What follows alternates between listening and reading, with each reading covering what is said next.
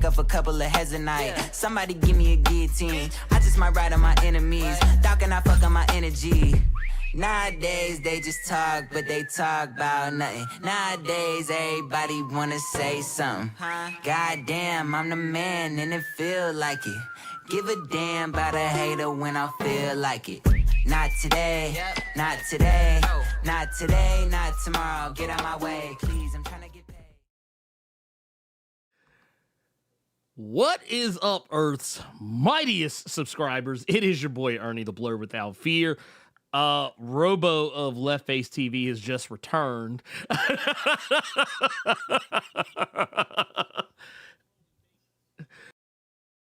Wait, what was that? I said, right into home base. Oh, that's what was that? What it was? Okay. But no, welcome to episode 96 of the Nerds of Culture podcast. You know who we are. We are the Woke Shade Room, the Woke Breakfast Club, the Woke Justice Gang, the Woke Avengers, the Woke Thunderbolts asterisk, which actually means Woke New Avengers. Right. Yeah, we're also the Woke Impossible Mission Force. We are the Woke Family. We are the Woke Slow House. If y'all are in your slow horses game. And look, hey, we're just out here, man. We just woke everything. Woke New York Undercover YouTube. Can't forget that either. We're out here, baby. That's right. And all of that, all of that,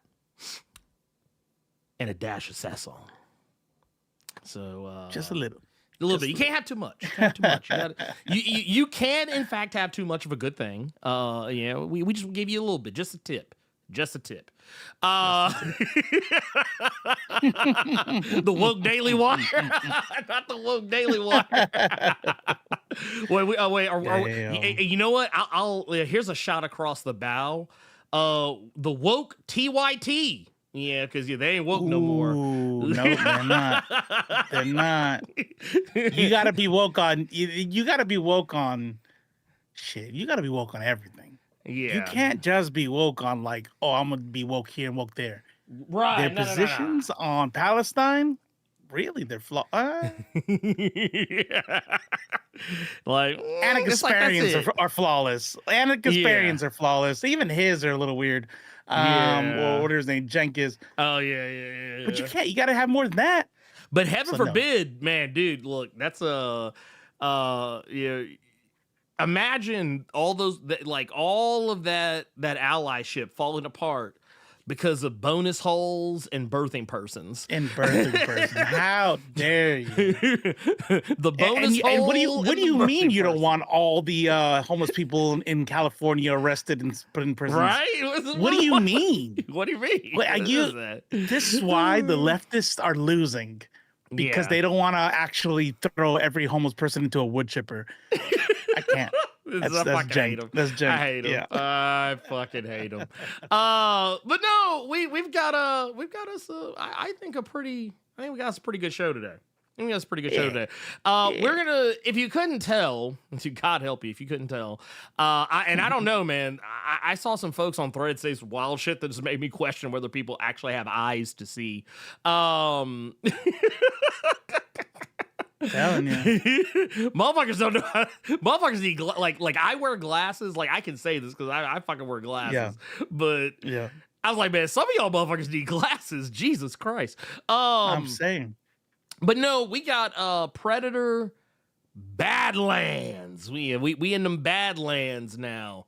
And I for me, this is a special treat because I probably shared this before, but Predator as a film franchise has been a major part of my life ever since I was a little kid. It's weird that it's that movie, but movie franchise, but like Predator is something that I grew up with as a kid in the 80s.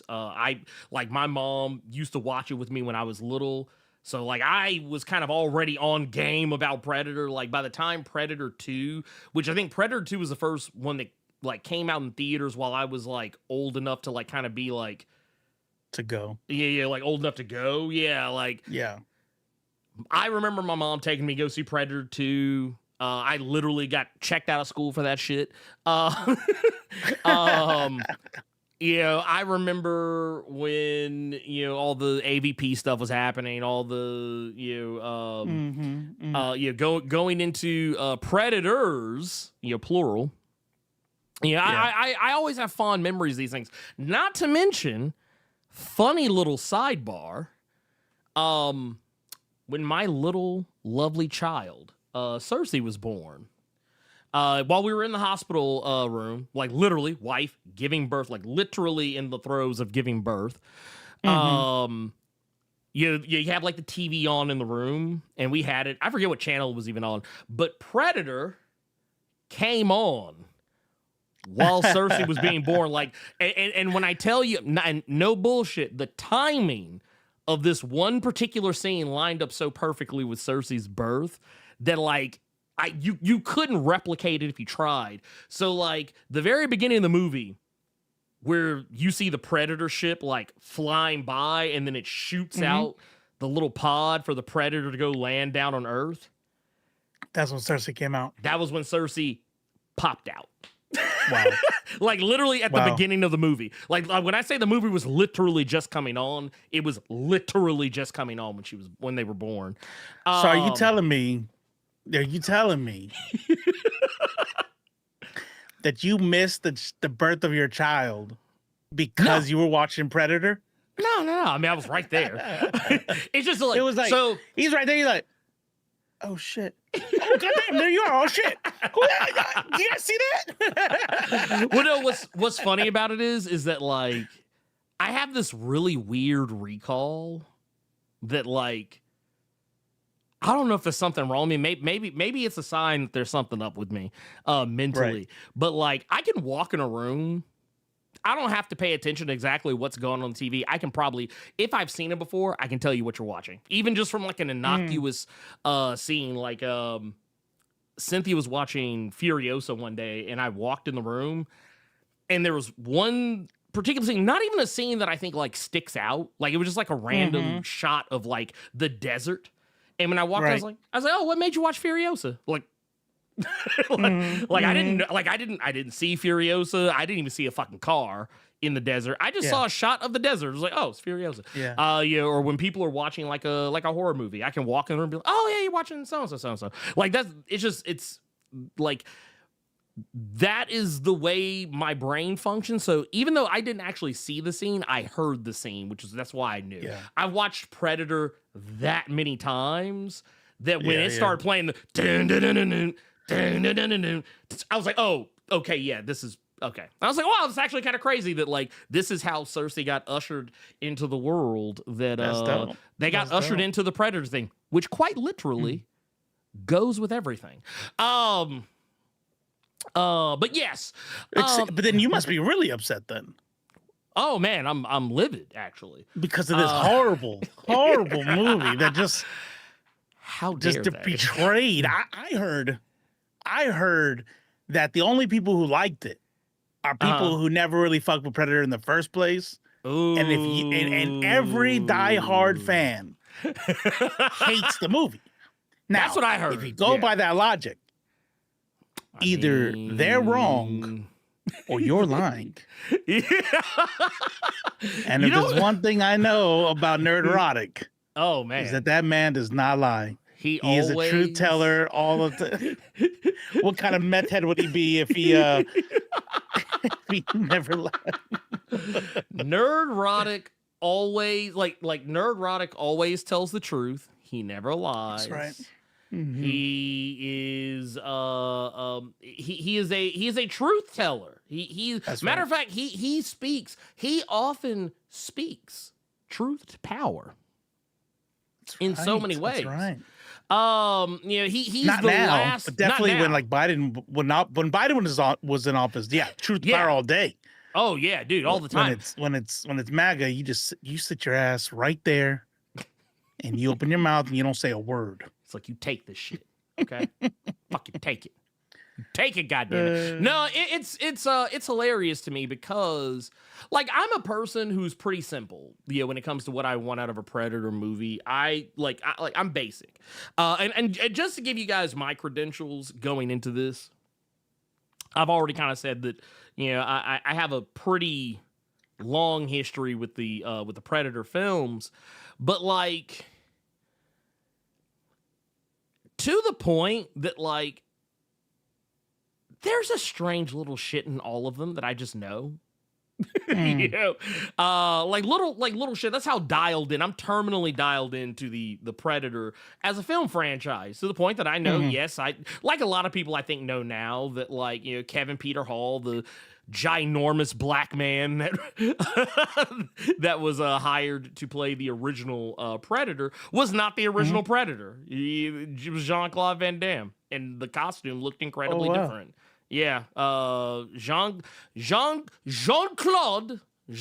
he of Double Impact fame, the kickboxer himself, Mr. Bloodsport. Yeah, he was originally supposed to be the Predator. But, like, well, for one, I think the costume they had him in, it just didn't work. And on top of that, I don't think this is a secret. Kevin Peter Hall was also ridiculously tall, so he gave a more imposing figure. He cut a more imposing figure than what I think Jean-Claude Van Damme would have cut. But and also the original creature looked rough. you got a picture? Yeah, I got one here. Let me Let's see. Make sure this is. Yep, boom. There you go. Oh, I don't see a difference. It's the same exact. It's the same picture. Nah. No, sir. Oh, wow. No, sir. So they No, sir.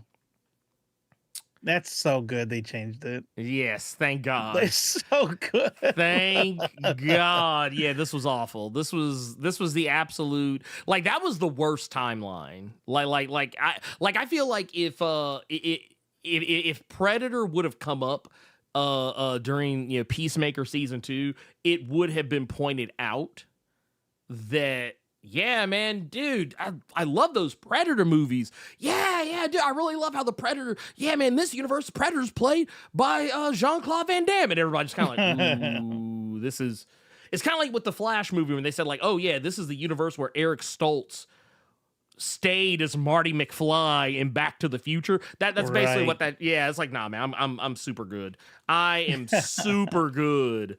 Not that I have anything against, like, Eric Stoltz, fine gentleman, I'm sure, but there's just been better. Nah, just I don't get down like that, man. I don't get down like that. But yeah, no. When it all kind of comes down to it, though, the things I saw people talking shit about with the Predator, like, and this goes back to when the film was even first announced. Like, everybody, like, every person that had beef with this movie, like, here are the core things I kept seeing people say. They hated the design of the Predator. Like, oh man, you wokeified the design. You wokeified it. Like, okay, how'd you wokeify it? They were like, they would point out that the Predator had darker skin. Erroneously, when the trailer first came out, I don't know if you caught this, Robo, they kept thinking that the Predator, that is the main character of this film, Deck, they thought Deck was a woman, like a female Predator. Not that there's a problem with that, because there are female Yautja. Like, that's not like a new, that's nothing that got made up for the movie. Like, there've been female Yautja before. This isn't like well, they have to, because then they'd have to be super woke. Right? Well, here's another thing. They point out how, oh, he doesn't have the thick locks like the other Predators do. But here's the thing, and this is how I know these people aren't engaging in good faith. Right. It was made incredibly obvious from the onset that this movie was announced and released. Deck was going to be a younger Yautja. That's right. Now, yes, the other Yautja you see in the movies, yeah, sure, they have a very specific look to them. But here's the thing, and this is why I think that it's kind of silly that people get bent out of shape about this sort of shit. Because here, I want to show you guys something that I personally think is hilarious, and whenever it gets brought up to people, like when people finally like when you try and tell people this, they don't want to hear it because it fucks with their world view. Their head canon. Yeah, their head canon is officially destroyed. Therefore, they don't want to listen anymore. They don't want to hear what you have to say anymore because now you've made too much fucking sense. So here's what I'm gonna bring up. Let's bring up a picture of Predator from the Yautja of Predator 1. Okay, this is what the Yautja originally looked like in Predator 1. Now, yes, this Yautja has thicker locks than what Deck has, but once again, as far as we know, this is a fully adult Yautja. Yeah, like a big one, yeah. Yeah. Now, I'm going to take us a step further. He drools a little bit more too, but that's okay. Yeah.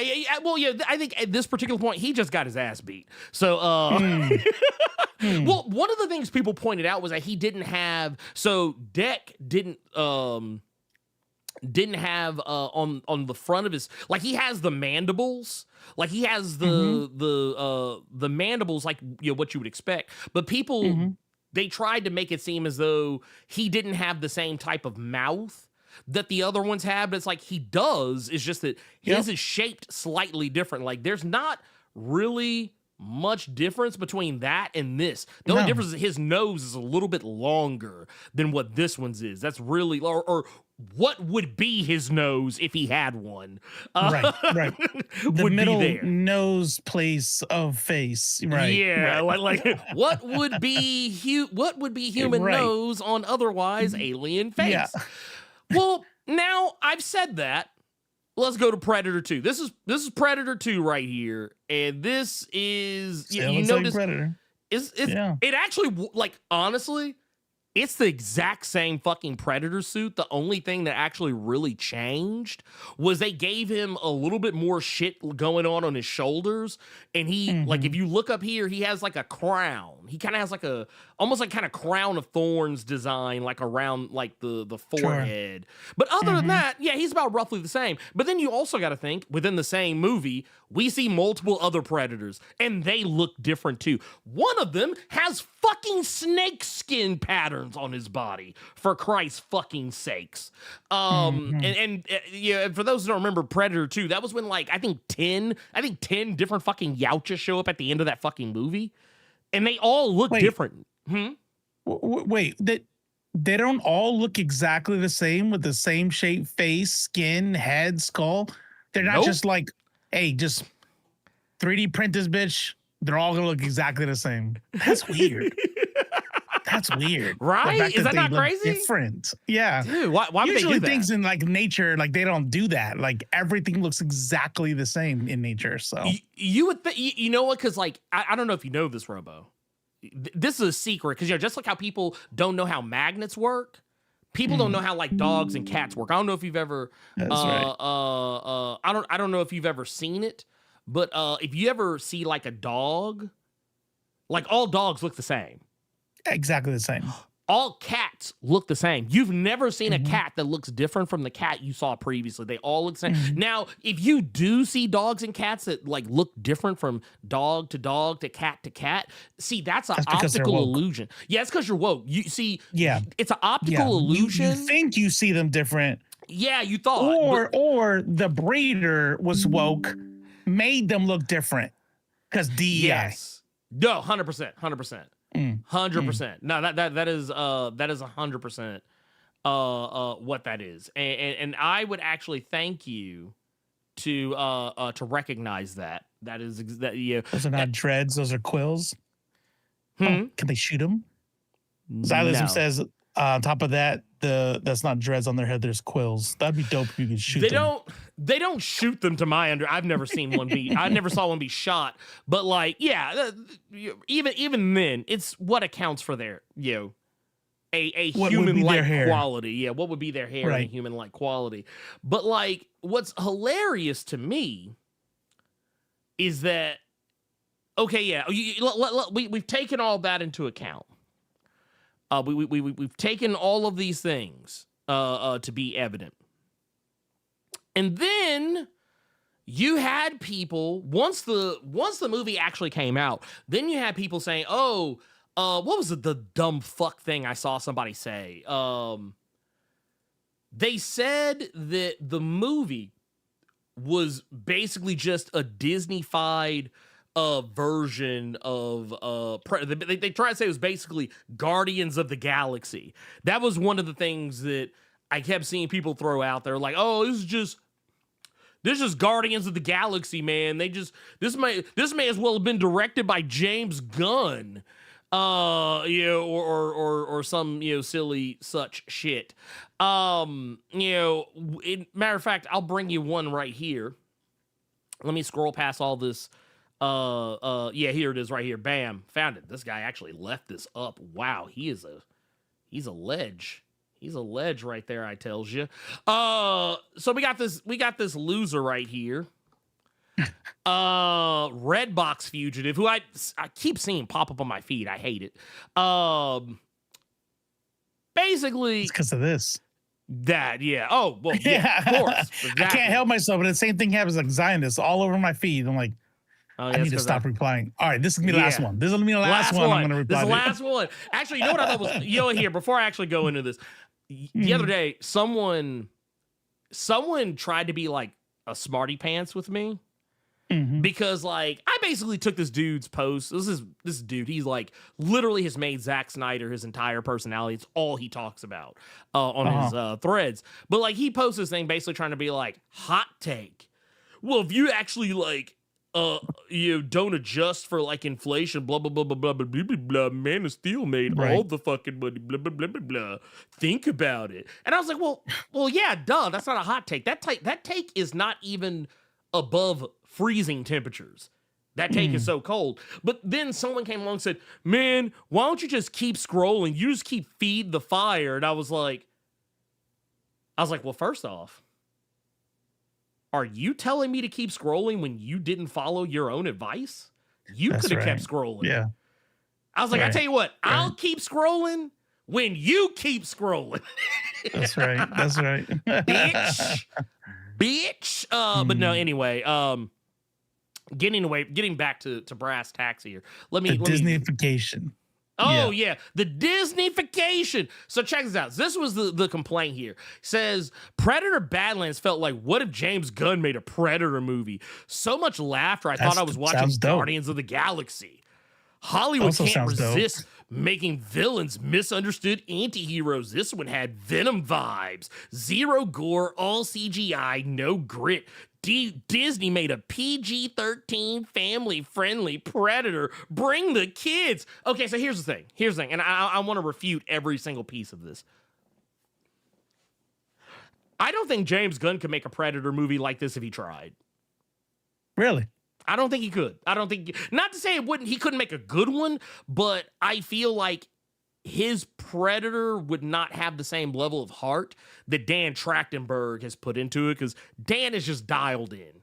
He's dialed in. The guy has given us Prey. He's given us Killer of Killers. He's given us now Badlands. The man, like, for as in touch as James Gunn is with like the DC universe, I feel like Dan Trachtenberg is equally as in touch with the greater Alien versus Predator universe. Like, I feel like he has it down to a science.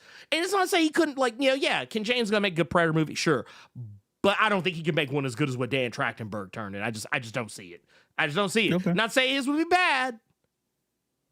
It just wouldn't be as good. That's all I'm saying. But here's the thing. So he's talking about how he's basically talking about like the laughter. Here's the thing. Robo, do you remember any lines from the original Predator film? No. Okay. So I'm going to help you out. Hey, you're bleeding. I ain't got time to bleed. Well, wait, what was it? Dylan, son of a bitch. What's the matter? CIA got you pushing too many pencils? Wait. That's this impossible. one I will not, I can't repeat all of this because, yeah, we're woke here. But bunch of slack jawed. This shit right here will make you a sexual tyrannosaurus.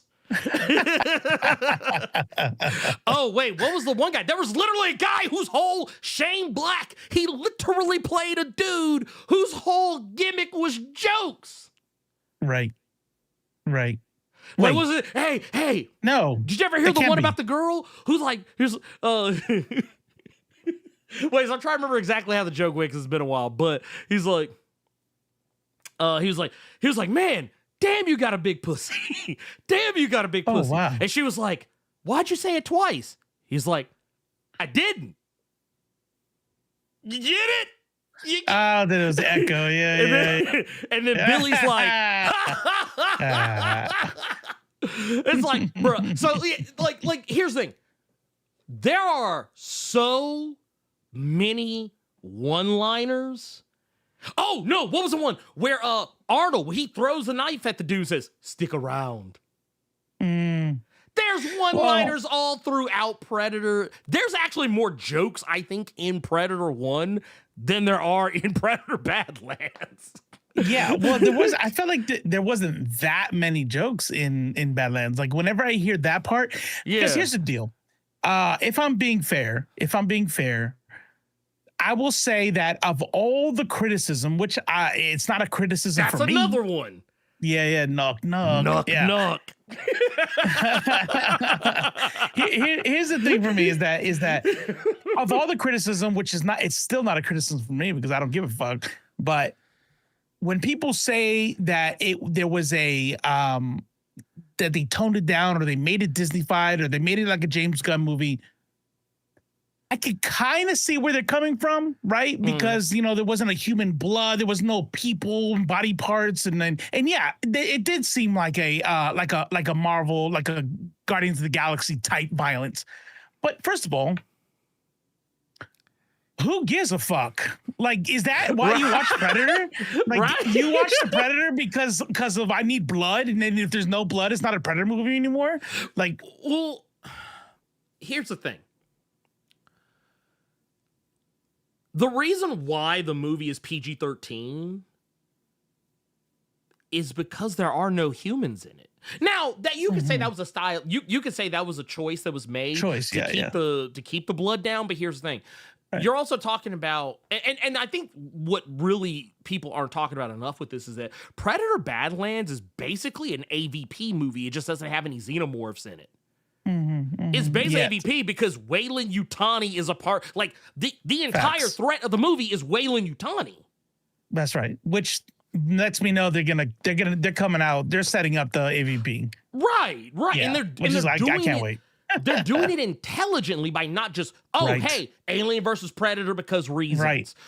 Hey, by the way, they're in the same universe. Surprise! Like, you know what it is? It's kind of like Freddy versus Jason. The whole Alien versus Predator thing, because ever since, and I don't know if you remember this, but in Predator 2, the trophy wall, a lot of people don't remember this, but the trophy wall was the whole reason why everyone started doing the whole like why the whole AVP thing caught on.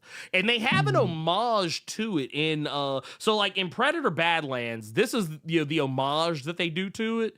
But like in the original Predator 2, they killed a T-Rex. Yeah, it's like what's actually funny about that is that like when you look at it, it's kind of like that must have been like a baby T-Rex or some shit. That motherfucker. Right. Like, bro, like man, you out here, man. Quay was out here murking baby Tyrannosaurus. T-Rexes. That's sad as fuck, actually. Damn, man, dude, you a menace, bro. Why are you like this? But no, like if you go back to it, yeah, right here. this was the whole reason why, like, because they had the xenomorph skull on the wall. It's kind of the same thing that happened with Freddy versus Jason, because in what was it, Friday the 13th, Jason Goes to Hell. They had the whole, Freddy came out and grabbed Jason's mask, and they had all this other like shit in there. It was largely because they used the same like studio props and shit.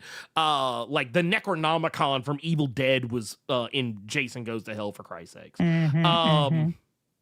So then, like, it kind of leads to people like shipping the franchises going forward. So that's kind of why they did that. But like Weyland Yutani being there, and of course it's Weyland Yutani, they're not going to send people. They're going to send synthetics, is what they're going to do. They're going to send synthetics. So synthetics, what kind of blood do synthetics have normally? They have milk blood, the same milk blood they have always had. And of course, because Dek is a Yautja, he is going to have green blood, just like how all Yautja tend to have. Which, by the way, I don't know if any other movie did this, but that thing where he like takes his own blood and uses it as a light source, that was pretty, dope. yeah. Well, yeah, because that was dope. I was like, oh.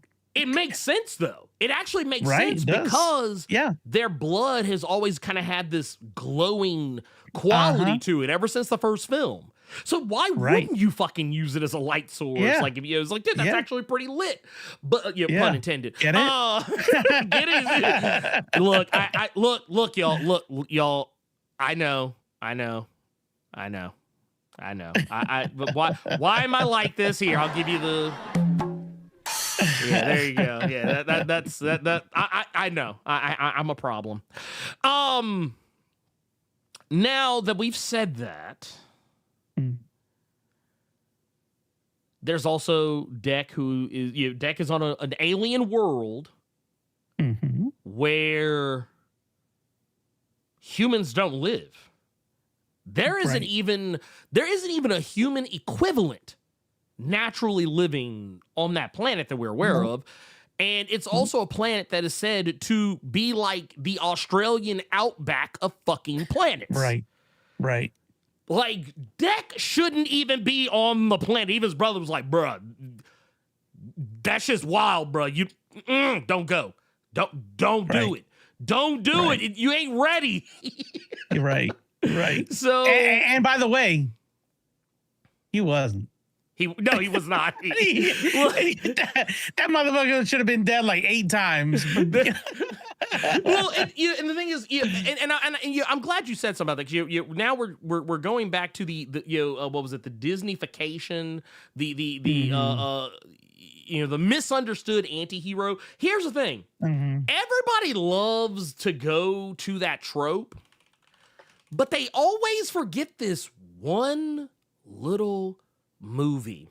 It was a movie that I feel like always gets lost in the conversation when it comes to having a franchise that started out as like a sci-fi horror movie, and then in a later sequel came back to be something entirely different and took the villain of the previous movie and made him a good guy or like an anti-hero. And that movie is one of the most popular, most successful movie franchises, films of all time.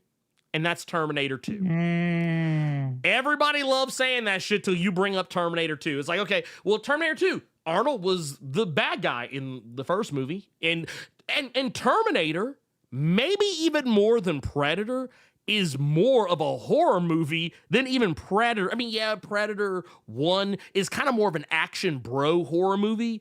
But like Terminator 1 is more of a hard sci-fi horror movie. Like there's some wild shit popping End of off. the world. This unstoppable robot man is coming to kill you as a child. Yep. No. 100%. Right. So then you shit! I never took my Adderall.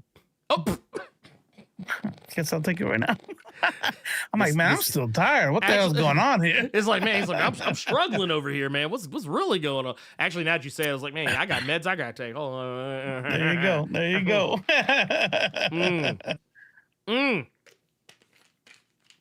So YouTube, now that we've these got are all that legal and prescribed. Yes. Nothing funny or fancy or great about them at all. Nope. But, you get to that part. Yeah. And it's like, yeah, people don't understand how the MPAA works. Do you know, Robo, that all of the Avengers films would be rated R if not for the fact that they fight aliens and robots? Aliens, right. Because But that's kind of their point, right? That they chose a planet without humans. They choose aliens for the Avengers instead of people. Somehow Hawkeye's arrows never go through human heads ever. Well, they did the same thing being a superhero, right? Yeah. Well, that I would be willing to entertain. The problem with that is that it doesn't change the fact that these movies are violent. Like Predator Badlands is violent as fuck. Yes. Like, dude, yes. people, I mean, 100%. are they synthetics and aliens that are getting ripped apart? Yeah, sure. You can make that argument. But that doesn't change the fact that you're literally seeing like skulls and spinal cords and heads and legs and bodies getting ripped into like shreds and getting utterly fucking destroyed. I mean, now, if you're the type of person... That's what I was getting at before. I was like, all this is happening. So because they're not human blood, human body parts, now it's not cool anymore? Like, what I don't understand. What are you missing? What do you want out of this movie? So basically, like, when people say shit like that, it lets me know that they're just like, it's kind of the same thing that happens when people say, man, I wish so-and-so, like take a random superhero movie that under no circumstances needs to be rated R. Someone will come up, man, I really wish they made a rated R version of Spider-Man. Oh, I really wish they made a rated R version of Batman. Oh, I really wish they made a rated R version of, some other random superhero. And it's like, okay, well, here's the thing. In order, here, I don't want to speak out of turn, and I don't want anyone to think I'm making shit up. So here, I want to pull this up. What does it take to make a film rated R? There you go. We're gonna pull this up. This is here we go. Bam, right here. Boom. Let's take this. We're gonna take this, open this up. Okay. Now, but I'm gonna preface this by saying too, PG-13 is not the bad thing people try to make it out to be. I'm gonna put y'all on game. How many of y'all knew why PG-13 existed? I'm gonna take that as no one knows. So PG-13 exists because of one movie. Indiana Jones and the Temple of Doom. Why? Because they were snatching hearts out of people's chests. And Gremlins. Gremlins it happened also. One time. It was just one time. But hey, look, I mean, that was pretty, but the thing is, PG-13, you can still get away with a lot in PG-13. But let's look at this right here. It says, what's the difference between PG-13 and rated R? Let's start with R. So R signifies that the ratings board has concluded the film rated may contain some adult material. Parents are urged to learn more about the film before taking their children to see it. An R may be assigned due to, among other things, a film's language, themes, violence, sex, or its portrayal of drug usage. Now, pay attention because language is important. Grammar is important. They didn't say and or. They said or. So, case in point, Robo, I don't know if you knew this. If too many people are seen smoking cigarettes in your film, that's an R rating. Oh. If you, in a PG-13 film, you can get away with, I think, one fuck. Like, you can say the word but no fuck. Titties. No titties. If you got titties. Oh, the word fuck. Got it. Yeah, the word fuck. All right. The word, like, if you say, got it. You say the word fuck more than I think you can get away with one. But if it gets said more than a couple of times, that's an R rating. So that's why the term hard R came into play, where people are like, oh, if it's a hard R, that means it's got like all of these things. Now that we've said that, what should we look at for PG-13? So it says that rough or persistent violence is absent. Which is interesting. Which is a strange one. It's like... I mean, because Predator Badlands had definitely had persistent violence. It had throughout the very entire movie. Had very persistent violence. Because it doesn't even say right there against other human beings, you know? Exactly. Right. See, now you see where you get it now. You get So sexually oriented nudity is generally absent. So generally. But see, here's what they're talking about here. They're not talking about sex scenes. Or like they technically are talking about sex scenes, but what they really mean is like fucking. Like straight up like fucking. Oh, snap, man, what you got? Hold on. What you I got some let's see, we got some pupusas and what's the chicharrones? Thank you, Mom. Oh, so sweet. Maneater says hi. Hmm? Maneater says hi. Hey, Maneater. But some scenes of drug use may be seen. Some, which means you can't show it too often. And bear in mind, go back to what I said earlier about cigarettes, because cigarettes also count. Cigarettes count in those scenes of drug usage. Some use of harsher sexually derived words may be heard.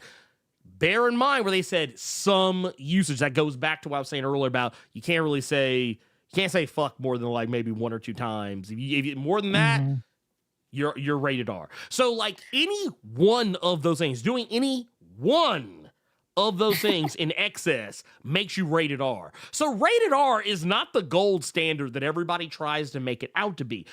Are some go rated back to that R? real quick? Oh yeah. What you got? I find it humorous that the way that people talk about PG-13, because PG-13 could be read another way. Right. Parents should be especially careful about letting their younger children attend. Rough or persistent violence is absent. Okay, obviously we know that's bullshit because we just saw Predator Badlands. Now here's where we can start reading it differently and it'd still be exactly the same. Right. Sexual oriented nudity is sometimes present. Maybe sometimes present. It's usually not, but it might be. Some scenes of drug use might be seen. Not a lot, but you might see some. You might.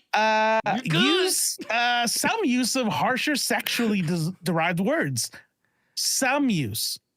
You might hear a fuck or two. Okay, like PG-13 just means you don't sound like a 12-year-old who just learned how to about the word fuck, with their friends. Right.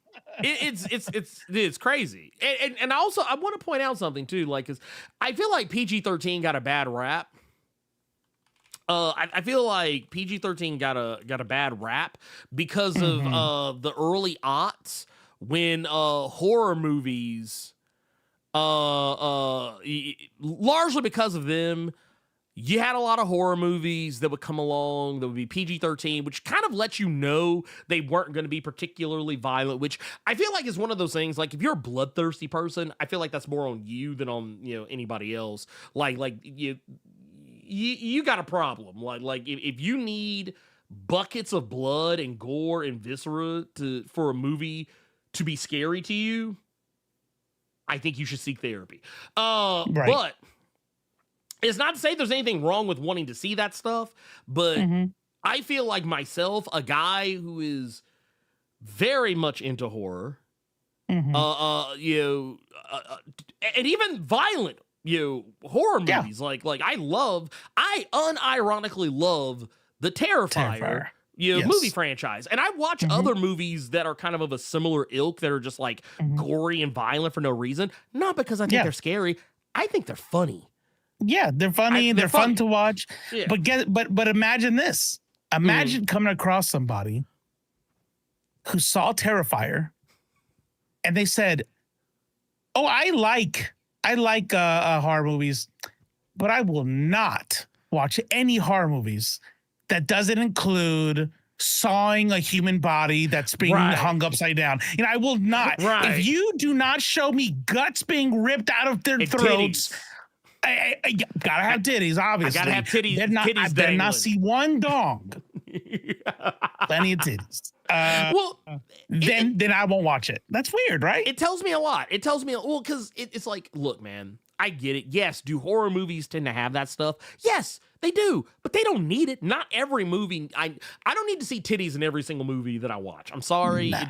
I'm a grown ass man. If I want to go see some titties, I can literally go in the other room right now and look at some titties. Not to mention that like anything else, it has to be put right anyway. You know what I mean? Like I talked about Spartacus. Right? I say this a lot about Spartacus, where I'm like I think that the way Spartacus does nudity is, I don't think it's too crazy to like you can enjoy it, but it is like on the other side of the edge. I'm like, yeah, okay, yeah. We got a girl on girl scene. Got it. Can we get back to the gladiator shit? Like, and that's me. That's going for me. So they gotta like. If you haven't seen Spartacus, I guess go see it. But I mean, no, but I feel the same way. Okay, like.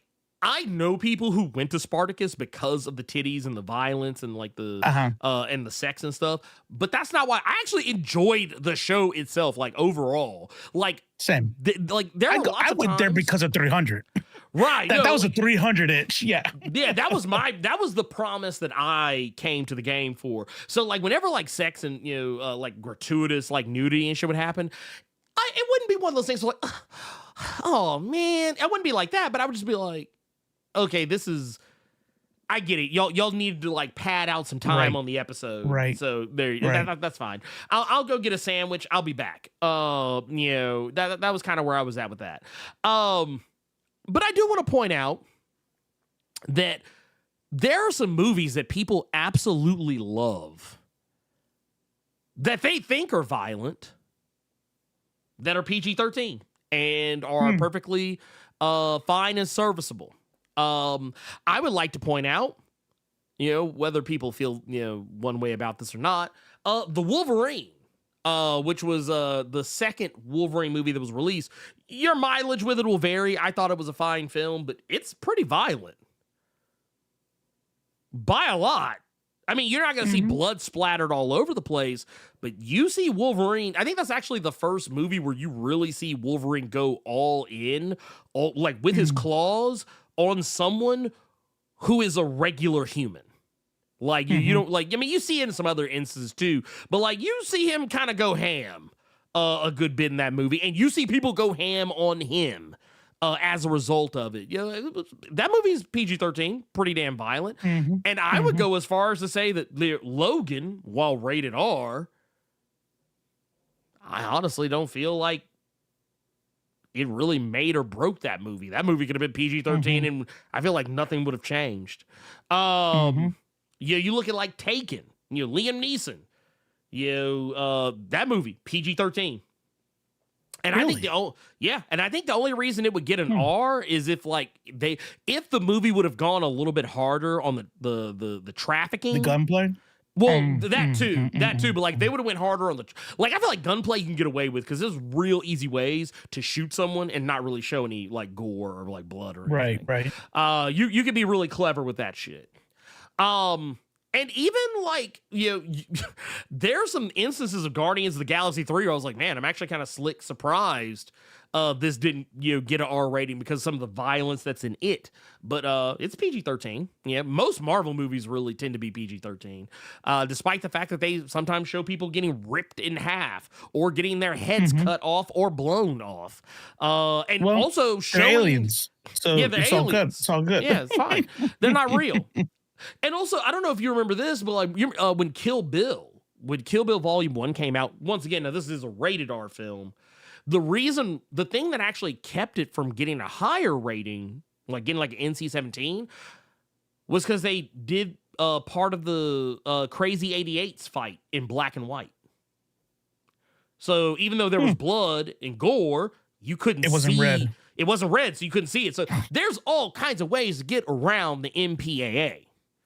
All kinds of ways. So like when people start bitching and moaning and whining and crying about ratings, like case in point, Robo found us some interesting some interesting hot takes about this movie, which I find positively hilarious, by the way. So this one right here, El Zilcho. Wow. Okay. I mean, hey, you picked it. Yeah, right. You picked that name. Nobody put a gun in your head and made you take it. It says more mass-produced slop. This movie was 95% CGI, and it looked it. Okay. A predictable plot with the tough guy trying to prove himself, finding a witty sidekick. Together, they find an adorable creature companion, and along their journey, it's nonstop laughs. They humanize the predator way too much, both in emotion and he still looks like a fucking alien. Mm-hmm. Like, okay, here I want to cut this one off just because I want to point something out here. Deck is the person who you spend the most time with. Right. Yes, Elle Fanning. Technically, Elle Fanning is in the movie twice because she plays two different synthetics. So all the synthetic characters, all the male synthetic characters have the same face. All the female synthetics have the same face, except for like I think it might have been. I don't think there was any other female synthetics other than her. But basically, there's two of her on the planet, so that is why she's in it twice. But Deck. The thing is, Deck is a character you spend the most time with. He is the character that he's the protagonist. You have to empathize with him by virtue of the fact that he is the character you are going to be spending 90% of this movie with. You have to make him in some way that you can relate to him. And even though, and I want to point out, a guy with this fucking face... Humanized.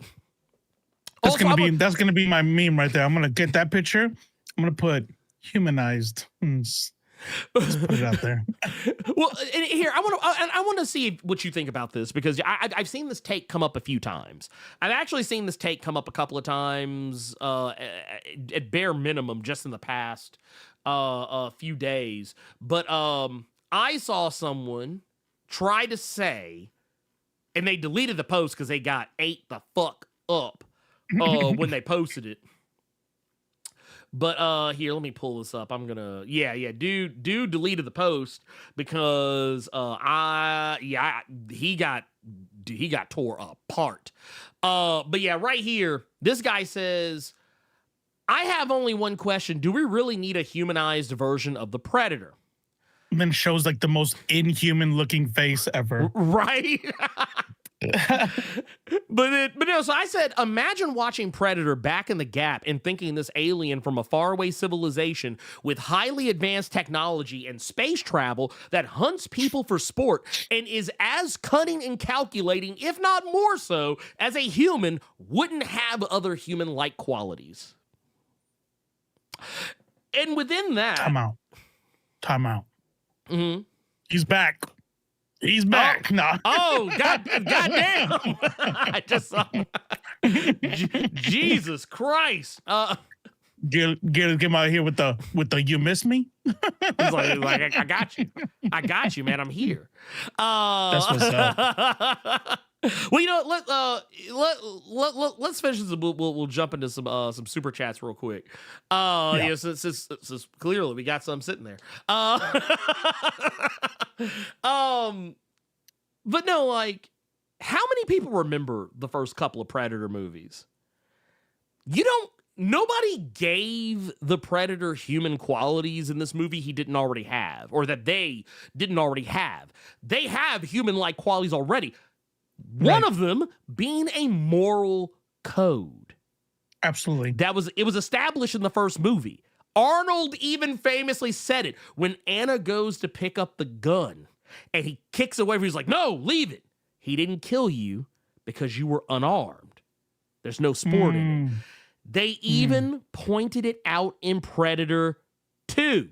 Where a little boy in a cemetery had a toy gun. The Predator was about to blow the kid to pieces until he looked at the gun and realized it was a toy.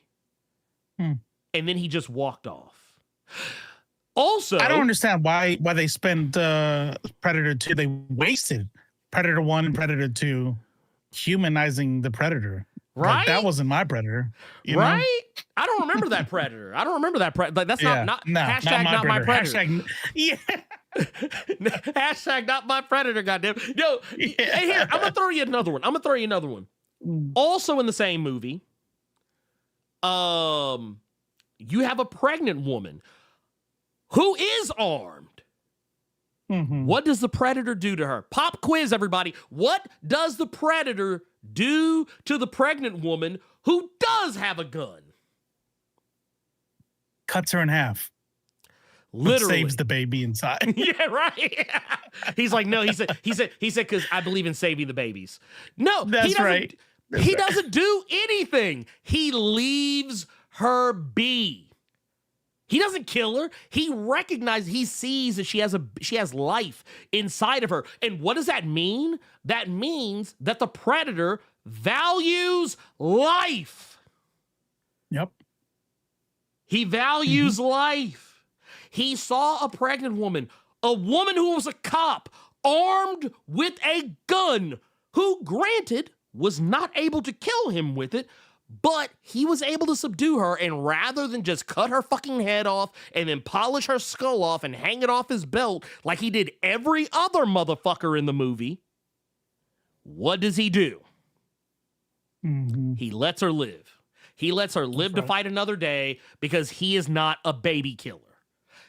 That is a humanizing quality. See, this is how I know these people are not watching these movies. This is how I know they're not watching these movies. These people are not. They're not engaging with these movies the way that they claim they do. They don't remember basic shit. Oh, that was the other thing. Yeah, just real quick. Because we can run through this one like stupid fucking fast. How many of y'all remember that there was another little piece of because I mentioned earlier that they made a big stink about the fact that the predator was darker complected, saying that they wokeified it because they made him they made him darker because they're trying to make a political statement. Because you saw how light-skinned the original Predator was. Right. It was very pale, very like snow or right. Look at the peachiness of all that skin. But never mind, that was a whole Negro under that mask. Yeah. Right. Never mind, that was a whole Negro that was up under that shit. Kevin Peter Hall, God rest his soul. I guess he is kind of white.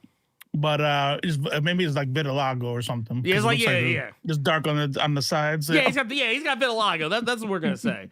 But no, you also got that. Yeah, this is a Samoan actor that is playing the Predator here. So whether they made that a conscious choice because of the fact that the actor was Samoan, so they made the Predator. They made Deck darker. I don't know. Maybe they did. Maybe they didn't. I don't know. I don't really care. But point is, the color of the Predator does not matter because they're all different colors. Even they just can't ever help like just being that racist.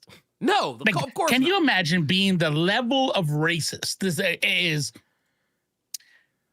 taking a species that we have seen through the decades, through many movies? We've seen various shades of this snaky reptilian type of skin. And the one that comes out what if it was darker? What if he was clearly darker? Right. Why would that make you angry? That's a fucking good question. Weird. And why would that even be a political statement? That they Also, wanted a darker skin one? Like what? Well, and like I said, so we just showed and I got a clear picture of the Yautja from Predator 2. But you even look here, this one has a complete look. No, that's a little 70s, little 60s. Yeah, a little Black Power. A little black power, a little political, in my opinion. It's like, I don't know about that, man. I don't know, man. Why they gotta look at all Rasta? Why they gotta look at all Rasta, man? I don't know, man. Wouldn't let that happen to me though. You know what I'm saying? Yeah, I wouldn't have went with that. That's right. But no, but just to finish that first one, you to finish that first one up, from old El Zilcho. It goes on to say, these films aren't supposed to be comedies. The theater erupting in laughter shows how far this franchise is straight. Once again, going back to the statement I made earlier about the like literally non-stop jokes and one-liners in the first movie that he loves so much. Says this was just a buddy action movie. Okay, first off, that's what the first Predator movie was. You didn't spend time with the Predator. You spent time with the humans, the bros. And what were they doing when they weren't gunning people down? Hell, they were doing it while they were gunning people down. They were cracking fucking jokes. You know why that's different? You want to know why that's not the same? Why? Because it was another muscly guy making fun of using words like pussy in other probably homophobic words and shit. No, they did. Right? They did. Like literally one of the first lines that you hear from someone other than Arnold Schwarzenegger was the line that I censored when I said it. When the guy said a bunch of slack jawed, you can guess what he said after that because of how common the F slur was back then. Right. But that's why it's different. And here, a woman. What a whoa man! Whoa man! That's disgusting. That's not what I watch Predator for. It's like, dude, fuck out of here. But you know what? We're not gonna. We're not gonna tell. We're not gonna tell to get the fuck out of here. We're not gonna tell these super chats to get out. We're never kicking any super chats out of bed. We don't. The lights are staying on, peoples. The lights are staying on. Yes, sir. Yes, sir. Yes, indeed. Yes, indeed. So let's take a peek here. I'm actually going to pull it up. I'm going to pull it up this way because I want to make sure we can get everybody's stuff going. Let's see. Will it log it in? Because now it's wanting to be dumb. Of course, it's being dumb. There it is. Okay. Found it. Okay, so let's take a look at this. We've got let's run through all of these. We have got Screwface Capone with the 2. Says clearly none of them played the AVP arcade game. That's another thing. I don't know. Robo, did you ever play that game? No. Did you ever? No. Man, it was such a fun game. There was literally an Aliens versus Predator arcade game. It was a side scroller beat 'em up. So cool. You could play as either one of 2 humans or one of 2 predators, both who looked and played differently from the other. And it was so cool. It was really fun game. I think they actually re-released as part of I think when they released that Capcom collection not that long ago, I want to say it was part of it. Were both of the predators white in that one? Were they both like white?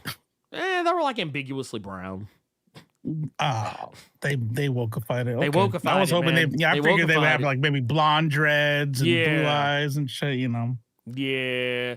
Oh, it wasn't on there? Okay, never mind. That sucks. Okay, well then you know what? Cancel the Capcom Classics collection because they don't know how to act. But then we also got the Hunsky.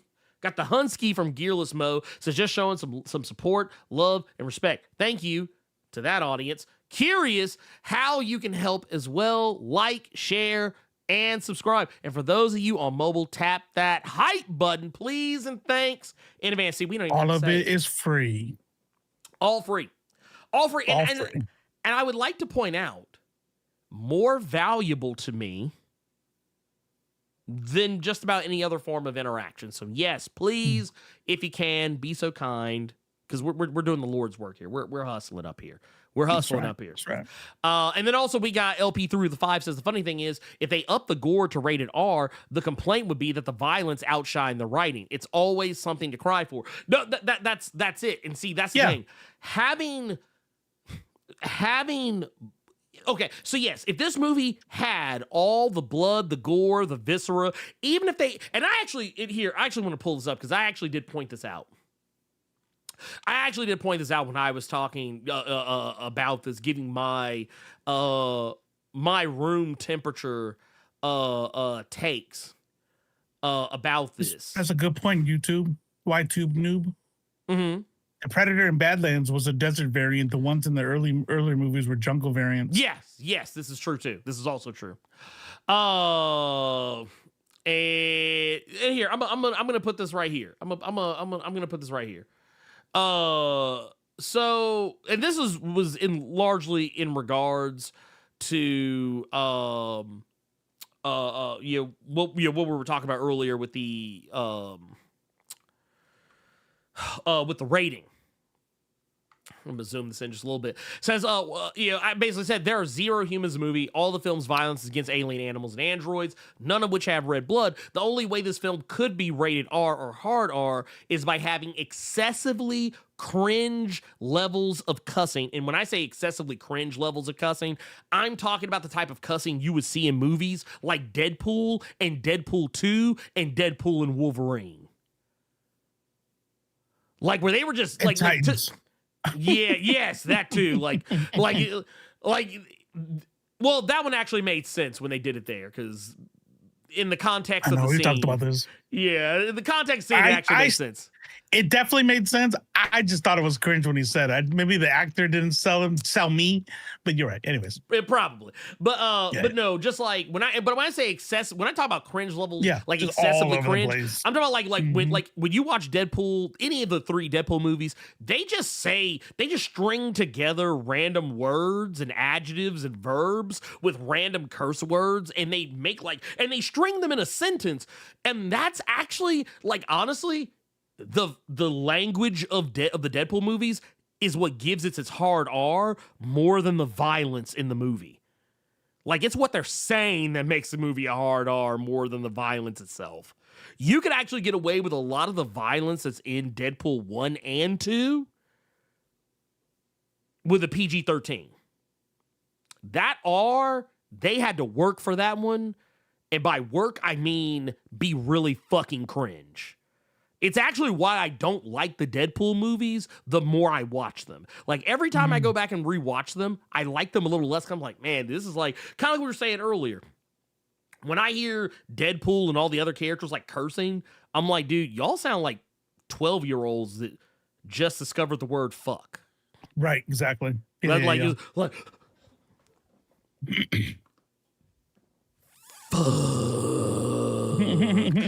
Did anybody hear that? Did you hear me say fuck? Huh? Am I cool now? It's like that. That's why I like infamous Mike Manhattan. That just confirms that Transformers have alternators. That's all. It wasn't red oil, silly. It was alternator fluid. Aw. Look, man. They ain't got time to bleed. But no, to take it back to some of these comments, because like I said, we're not done. We got more. Somebody named Busick went on to say, when the fight against toxic masculinity leads to the deconstruction of the predator species, if you treat it like generic sci-fi for kids, it's okay. Good visuals, decent CGI. I'm gonna read this as he said it. Underdog story, friends, action adventure, childish humor with constant quipping, animal companion, PG-13, generic Disney or Pixar, 5 out of 10. It's not woke, nor, I guess, I don't know what it was they were trying to say. It's not woke, nor it's generic, maybe boring and sometimes stupid, but if you looking for old good Predators, sorry, everything here is wrong. It's like being able to befriend a shark in Jaws. P.S. I even smiled a few times, but I don't want to laugh at film about Predator. So, okay, first off, this is all the things you've already said. Yeah. Yeah. It's like, look, I love when, so this is one of the things I find funny about reviews, like online, comment reviews, is that people always say conflicting statements. People always say conflicting statements. So basically, you want to know a term I don't like? I hate when people use this term. I used to use this term a lot, and I've stopped using it. I hate when people say guilty pleasure. I hate when people say it because it's it's not to say that the word shouldn't exist or the term shouldn't exist, but I feel like people use it incorrectly. Right. Oh, well, I like it. I don't know. It's a guilty pleasure. It's like, okay, first off, if you like it, you just fucking like it. Okay? You just fucking like it. Don't qualify that shit. If you like a movie or a TV show or a book or a video game, don't try and cop out by trying to say, well, I know that everybody else hates, but it's a guilty pleasure. Look, just own that shit. You got bad taste. Own it. What if it's an R. Kelly song? I think the term could apply if it's an R. Kelly song. I feel really guilty for liking this song. Oh God. But I ain't gonna stop listening. No. Hey, real quick, I'm gonna turn off my camera and restart it. Okay. I just figured out because it's been bothering me. I'm getting these lags. I'm getting this thing, and I'm like, what is it, like the third time in a row that I'm like, what is going on here? Why can't I stream right? Remember how we were talking about the profile in OBS where we have it like on the super setting for like when we screen record? Mm-hmm. I use the virtual camera, and that's what I'm trying to push out over here. I'm like, I fucking figured it out. Watch it not change a thing, but let me try. I'm gonna laugh if it doesn't. I will laugh if it doesn't. But no, it's like, yeah, and I 100% agree with this. I 100% agree with this. Guilty pleasure is for unhealthy food that I like anyway. Everything else is just something I like. Like, yeah, okay, case in point. I love fast food, even though I know it's terrible for me. That can be a guilty pleasure. But like, yeah, if you watch a movie or a TV show or something and you enjoyed it, just fucking own it. You enjoyed it. Who the fuck cares if other people think it's... Like, dude, do you know how much shit I like that other people think is bad? Yeah.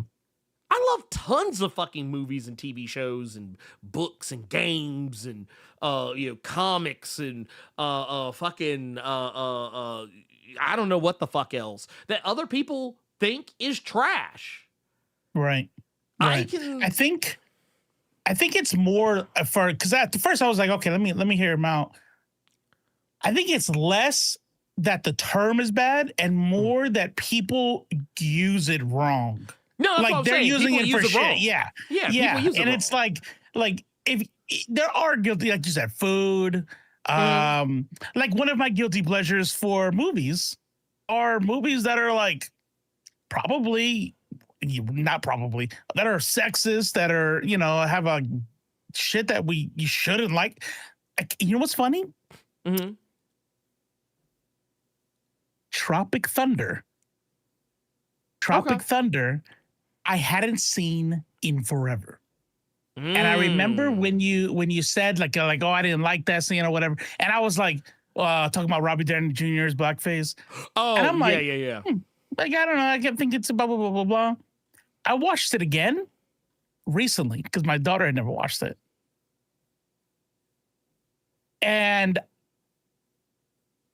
guilty pleasure, while I still find the movie hilarious. Yeah. Okay. See, it did not fucking age well. I was like, oh. Okay. God damn these jokes. Yeah. That is the definition of a guilty pleasure to me. Like laughing at Simple Jack, that's guilty pleasure. Yes. Like, okay, case in point. I remember the first time I sat Cynthia down and said, hey, let's watch Eddie Murphy Raw together. Do you know how quickly I cut that shit off? Because okay, never mind. I was like, well, because like literally every other word, and mind you, this is just like we tried to watch the shit together a few years ago. So like this is so and it was one of those situations where it's like, man, dude, like it made me realize how like I didn't think about it when I was a kid, but like yeah, every other word out of Eddie Murphy's mouth in that special was the F slur. And you want to know why Eddie's still the man? He's apologized for that. Yes. He's apologized. He's like, I don't like it. I don't like seeing it. And he's like, yeah. And I was like, you know what? Look at that. That's how, like, Dave Chappelle, take notes. That's right. That's but right. no, Exactly for me, right. that's what a guilty pleasure is. Like, not something that, like, oh, it's not a good movie, but I still like it anyway. No. Just admit you like bad movies. Just accept that shit. Fucking own it. There's nothing wrong with it. Everybody in this fucking chat right now, I promise you like at minimum 10 bad movies. I promise you. What's your favorite horror movie? That changes all the time, but I will say one of my the personal... the one you know I'm probably talking about. Oh, yeah. Night of the Demons. Night of the Demons. Which if y'all go check out Night of the Demons, just don't watch the whole thing because maybe it is a good movie. Just go look at a clip of it and then come back. Well, like the thing is, so and even for Night of the Demons, and I think I actually you like it for what it is. Well, no, and I think I even said it. I think I even said it that time when I was talking about it. I pointed out that, I was like, it's a film that you could clearly tell was made in 1988. The acting's not terribly fucking great at all. And I was like, some of the special effects are hit or miss, but I was like, it's actually a fun movie to me. And the brother does make it out at the end. That's like a plus 100 right there. It has the coolest survival of the black man ever in the history of horror movies. That still hasn't been topped. No, it has not. Matter of fact, here, because I always stay ready. Because Get Out and Nope. They're good. They're good runner-ups. Really good runner-ups. Still not as cool as that one. No. And I'm gonna tell you why. It's because in Night of the Demons, it's so realistic to what I feel is the black experience. Okay, it's very unique to what I feel is the black experience here. I want to show you guys just a little brief clip of what I'm talking about. It's not public domain just yet. So brief. Yes. Roger. Now, just stick with me here for a moment. What's the matter, Judy? Don't you like your blind date?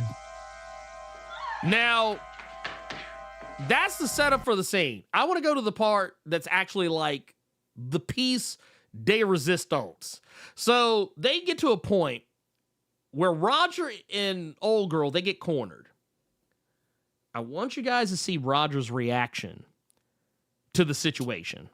He did the thing that every black person has said they should do. Look at me!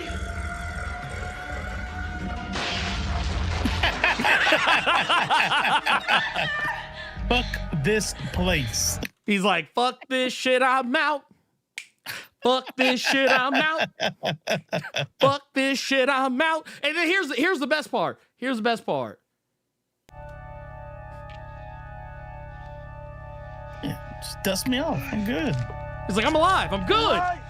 When I saw this part, I thought for sure he was dead. Just the way that was being filmed and everything, I thought he was about to get chomped on. I'm like, oh, no. He didn't say Snow Bunny's never though, because didn't he get out with the Snow Bunny? Yeah, she got out too. Didn't he save her? Yeah. So that was the other thing. Not only did he escape and save himself, he went back and got actually, I think technically she caught up with him, but they got out together. They survived. Like the black man. And here's the thing. I'll say, I'm gonna tell y'all why I keep this clip handy. Because every fucking Halloween and every fucking February, some idiot, and I mean that with all my fucking heart, some idiot comes along and is like, man, shout out to LL Cool J, the first brother to survive in a horror movie. And it's like, dude, okay, first off, Deep Blue Sea, both Deep Blue Sea and Halloween H2O didn't come out till well after this movie. And even fucking then, if we take Night of the Demons out of the equation, if you want to say, oh, well, Night of the Demons, that's a schlocky 1980s horror movie. No one's ever heard of that. Well, then I would also like to direct you towards Brother Peter in 1978's Dawn of the Dead, because he survived too. So there you go. Wait, which one? The original Dawn of the Dead, the 1978 version. Here, I'm not gonna play the clip. He survived the zombies, but the good old boys got him. No. You're thinking about a different movie. You're Oh, thinking about, like, I'm talking about this brother. He survives. Oh, yeah, sure. He survives. Yes. He survives. He makes it out. And yes, Jada Pinkett survived before even LL Cool J, Demon Knight. She was the last motherfucker alive by the end of that movie. Also, we can't forget about the people under the stairs. Black people, that's why, like, I always think it's funny when people would always say, oh man, the black guy always dies first. I mean, yeah, that is kind of a trope. That is a thing. But that trope actually started dying a long time ago. And it just kind of tells me when people think that was still a thing, even in the 90s, I'm like, okay, you clearly don't watch horror movies.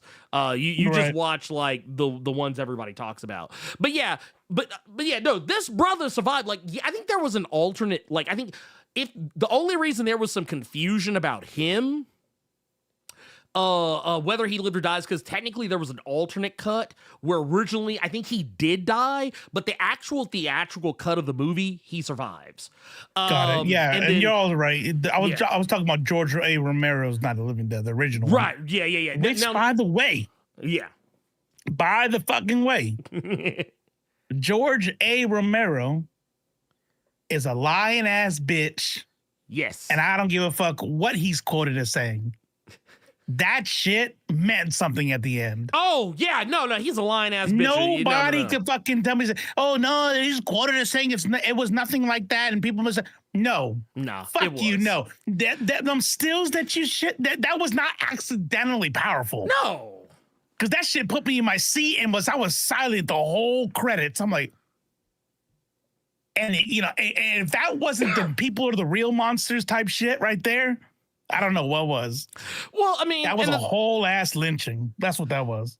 And the thing was, that's exactly what that was. No, that like, and he tried to say, oh, the role was originally written for a black man, but I'm pretty sure you knew what you were doing after the fact. Yeah, you might not have originally planned for the actor who portrays Ben to be black, but once you got a black guy, you knew what the fuck you were doing afterwards. Don't lie to me like that. Don't fucking lie to me. But no, but that's why, yeah. Anyway, that I didn't mean to go that far afield with that shit, but that's Captain just how Diesel. Yes, I did watch it. It is good. 10 out of 10. I haven't watched it yet. I'm gonna watch it tonight. It's really fucking good to me. Yeah. I've heard conflicting things. Like everyone now, I'm gonna tell you what the conflicting things I've heard. I know who to listen to and who to ignore because like that's the kind of the funny thing about Threads. When I hear people talk about certain shit, it's like, oh, okay, yeah, I see why you didn't like it. You wanted that's them. Right. You want That's to, right. And when I say one of them, I don't mean like a maggot. I don't mean like a conservative. I don't mean like some chud problematic-ish. But not even problematic. Like the type of person who I can tell they just don't like certain types of things, or the type of person who looks for shit to be problematic in places where it actually ain't. Like case in point, Frankenstein. I saw so many people saying, "Oh, Mary Shelley would be rolling in her grave." Da da da da da. Oh my god, yeah, those are. And it's like, yeah. It's like, okay, wait a minute. Who didn't get the whole reason why Mary Shelley wrote it in the first place? Right. I was like, I think it's like, are you sure you didn't miss the point? Yeah, man, they did. They did. They 100% did. 100%. I'll frame it for anybody who hasn't seen it. I will give this one warning, I guess, if you want to call it, maybe a description. Oh, yeah. Right now they're doing a lot of like whole dark gothic. Yeah. You know how the whole thing on TikTok with the like smut books, lady porn. They're like redoing these movies for them. Yeah. I still think it's dope. If you've seen Dracula, you kind of know how they're going to do Frankenstein. Totally different makers, but that kind of like dark gothic, and every woman's going to freaking, if you have if you are a dry seat in the house is what you're saying. Yeah. If you have a partner, probably go take them to watch that movie because you guys are about to get it on. Like what was it? I was watching an old episode of Family Guy, which by the way, you want to talk about that? That's a guilty pleasure. Old Family Guy's a guilty pleasure. Yes. Because a lot of them jokes. Yeah. Problematic.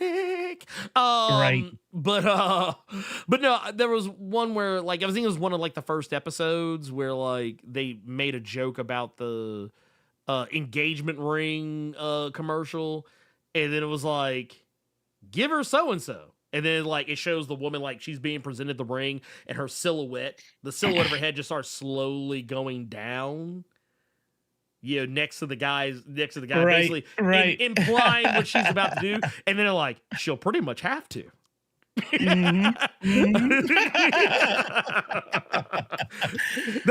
not supposed to laugh at that. Not supposed to laugh at that. That's a guilty pleasure. That's a guilty pleasure.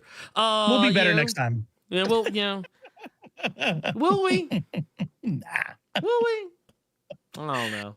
I We don't try. know. Every day is a struggle. Every day is a struggle in the spirit.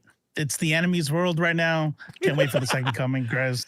Oh man, dude. Then we'll be forgiven. Dude, in this shit now, and so it will all be better off, I think. But no, we've got another one here. This is Exley 3000. Shame on anyone defending this corporate slop. Okay, first off, you want to talk about corporate slop? They're pointing their finger at the wrong movie. You want to talk about corporate slop? Tron Ares is corporate slop. Ooh, no, they love that shit. Oh, I bet they love that shit. Yeah, I bet you they love the shit out of it. It had Jared America's... Leto. Was anybody gay in that movie? I didn't even see it. No. No. And if there was, they kept their mouth shut. No. Like every gay person should. Right. We don't want to see that. You know what? If I'm not mistaken, I think they actually had instances where like they kind of like tried to like do like that queer baiting type deal, but like there's no like there's actually no real actual romantic angle in the movie whatsoever. Like you could make an argument that like Greta Lee and Jared Leto's characters are supposed to be like they're supposed to have like some kind of unspoken romantic thing, but that's not where that's actually going. Like it's a fine, relatable. Sounds like I sounded like my dad too, unfortunately. But it says they go on to say the Disney feminization of masculine franchises. Okay, how did they feminize? Okay, explain to me, Robo. How did they feminize Deck? Because yes, Elle Fanning is there, but she's not like, dude. She's not like. Yes, she's a main character, and yes, she's in the movie about maybe almost as much as Deck is, but she's a deuteragonist. She's not like a protagonist. Mm-hmm. Like it's not like where she doesn't have equal levels of importance as Deck does. Deck is still the main focus. I'll tell you how they feminized them. How'd they do that? Spoiler alert. Once you realize how they feminized them, you realize how they're telling on themselves and how they continue to tell on themselves forever. Mm-hmm. Feminizing Deck was made obvious when Deck was able to connect with somebody, was able to like, you know, touch see a creature and go, damn, you're not just a tool, you're another life. If you respect life, if you respect consent, if you see women as more than a tool, right? Because we didn't miss that. They kind of made it on the nose. I hope nobody else missed it. But then she was elevated from tool to companion, friend. Oh. You do that shit, you're gay. You're gay. You might as well just lop it off. Because how dare you be a good person? Being a good person's gay. You know where I thought you were gonna go? I thought you were gonna say like, oh, because they made him wear a ponytail. Oh yeah, you know. Yeah. They made him wear a ponytail, so gay. Also, maybe I'm giving him too much depth. Yeah, you're right. Well, you know, the thing I thought was kind of funny about it though too was that there was a point where they kept kind of pointing out that there was something wrong with Deck. Like there was something about him, like on a genetic level that made him flawed. And like I kind of took that. You could take it a lot of different ways, but I feel like people were kind of reaching for something where there really wasn't anything. I mean, like talking about like how because I saw some people say that, oh yeah, the way the Quay defended Deck from his dad, they were setting him up to be like like his dad hated because he was weak, but it was code for hating him because he was gay. And I was like, I don't know if I go that far, but like I do see the similarities in the way that Quay was defending Deck. I have seen, bared witness to, and in some, not in a familial like blood familial capacity, but in a friend capacity, been not obviously, not to the point of Quay's ultimate fate, but like to the point of standing up to someone's parent, right? From abuse. From abuse, for a myriad of reasons, not just for being gay or being trans, but maybe for mental health reasons or because of addiction or something like that. But yeah, I was like, it was kind of like when it kind of reminded me of when Spider-Verse, Across the Spider-Verse came out, and everyone just automatically assumed because Gwen had a protect trans kids sticker, they just automatically assumed that Gwen was trans. And it was like, well, it's like, I'm not saying that I would have a problem with it if it turned out she was, but I was like, I feel like we're kind of reaching at this point. Like, I was like, yeah, because and then folks have said, oh, well, it's the colors, all the colors, perhaps always like, they always use like the trans flag. I was like, technically, those are the colors that she's always kind of had around her. Like, if you go back to the old books, like they use those very same colors in all of her covers. I was like, that was, I said, but hey, I was like, coincidences matter to some people. They don't matter to me. I need to see hard facts. But until someone actually has come down and says Gwen trans, I'm just gonna be like, she's an ally, she's an accomplice, or something like that. That's kind of how I would have that same other people. I do think it's cool that people could see. They can see themselves in characters. I mean, that's the way art goes, So I'm like, I heard a lot about the whole Deck is coded gay. I didn't see it, but also I'm a cishet dude. You know what I mean? So like, why would I see it? Maybe I wouldn't see it. Maybe I would. Right, but it's also like the way we see. We know Goofy and the Goo Troop are black. You know what I'm saying? Yeah. Well, as I said, the Piccolo effect. It's the Piccolo. Right. Well, I mean, it's not to say there's anything wrong with people seeing themselves in something, even when it's not actually there or the intention of the person who made the art. But it's when people try and make it the overall canon where I'm kind of like, all right, calm down. Like when people try and say, oh no, it is this because I think it is, and it's like, well, no, that's not how that works. Like it's a nice. It's kind of like where, like, okay, case in point, I can say that Panthro in Thundercats is black, and while technically he is not, he is gray, and he is a fictitious, feline humanoid species. He is voiced by a black man. He is voiced by a black man back in the day. So I was like, so that kind of lends that extra credence to it. But like at the same time, like if I went and looked at something like Shredder in Ninja Turtles, also voiced by a black man, Uncle Phil, of Fresh Prince of Bel-Air fame. Well, that doesn't necessarily make Shredder black. Now, I can joke and say, like, oh, yeah, that's a real nigga right there. Like, I can say that. But please know I'm speaking facetiously. I'm keenly aware it's not a black man. It's one of those things that, like, sometimes you have to find representation in places where there is a lack thereof, and if you can see it, then good. I don't have a problem with that. Trust me. Growing up black, I had to see representation wherever I wanted to, or wherever I could. It's half the reason why. Drek was confirmed gay. I need a link for that. Scooter M just says Drek was confirmed gay. You'd have to share a link. Yeah, but I'm saying I'm need to see receipts. I'm gonna need to see receipts.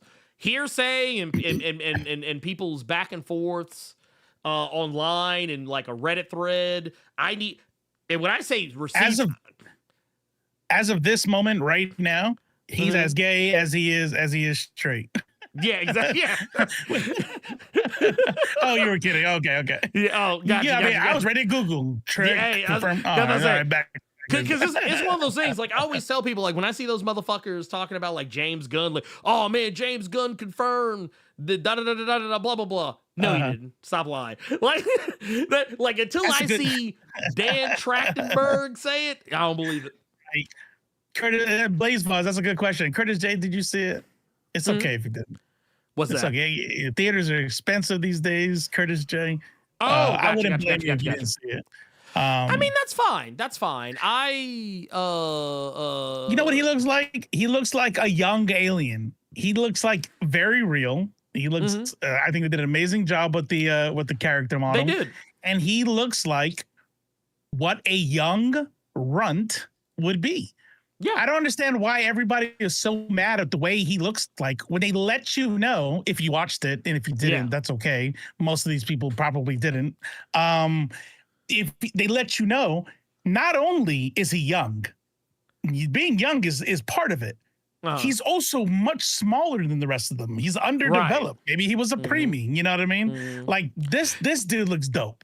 And they kind of imply that like he has some kind of like when they were doing like the scans on him, you notice they kind of focused on his like around his skull, his brain, and when they were talking about he has like an abnormality, I kind of took it as though they were trying to like say on the slick he was autistic, like kind of like an allegory for autism or some shit. That's how I took it. Like I was like, oh, I mean, he got the tism.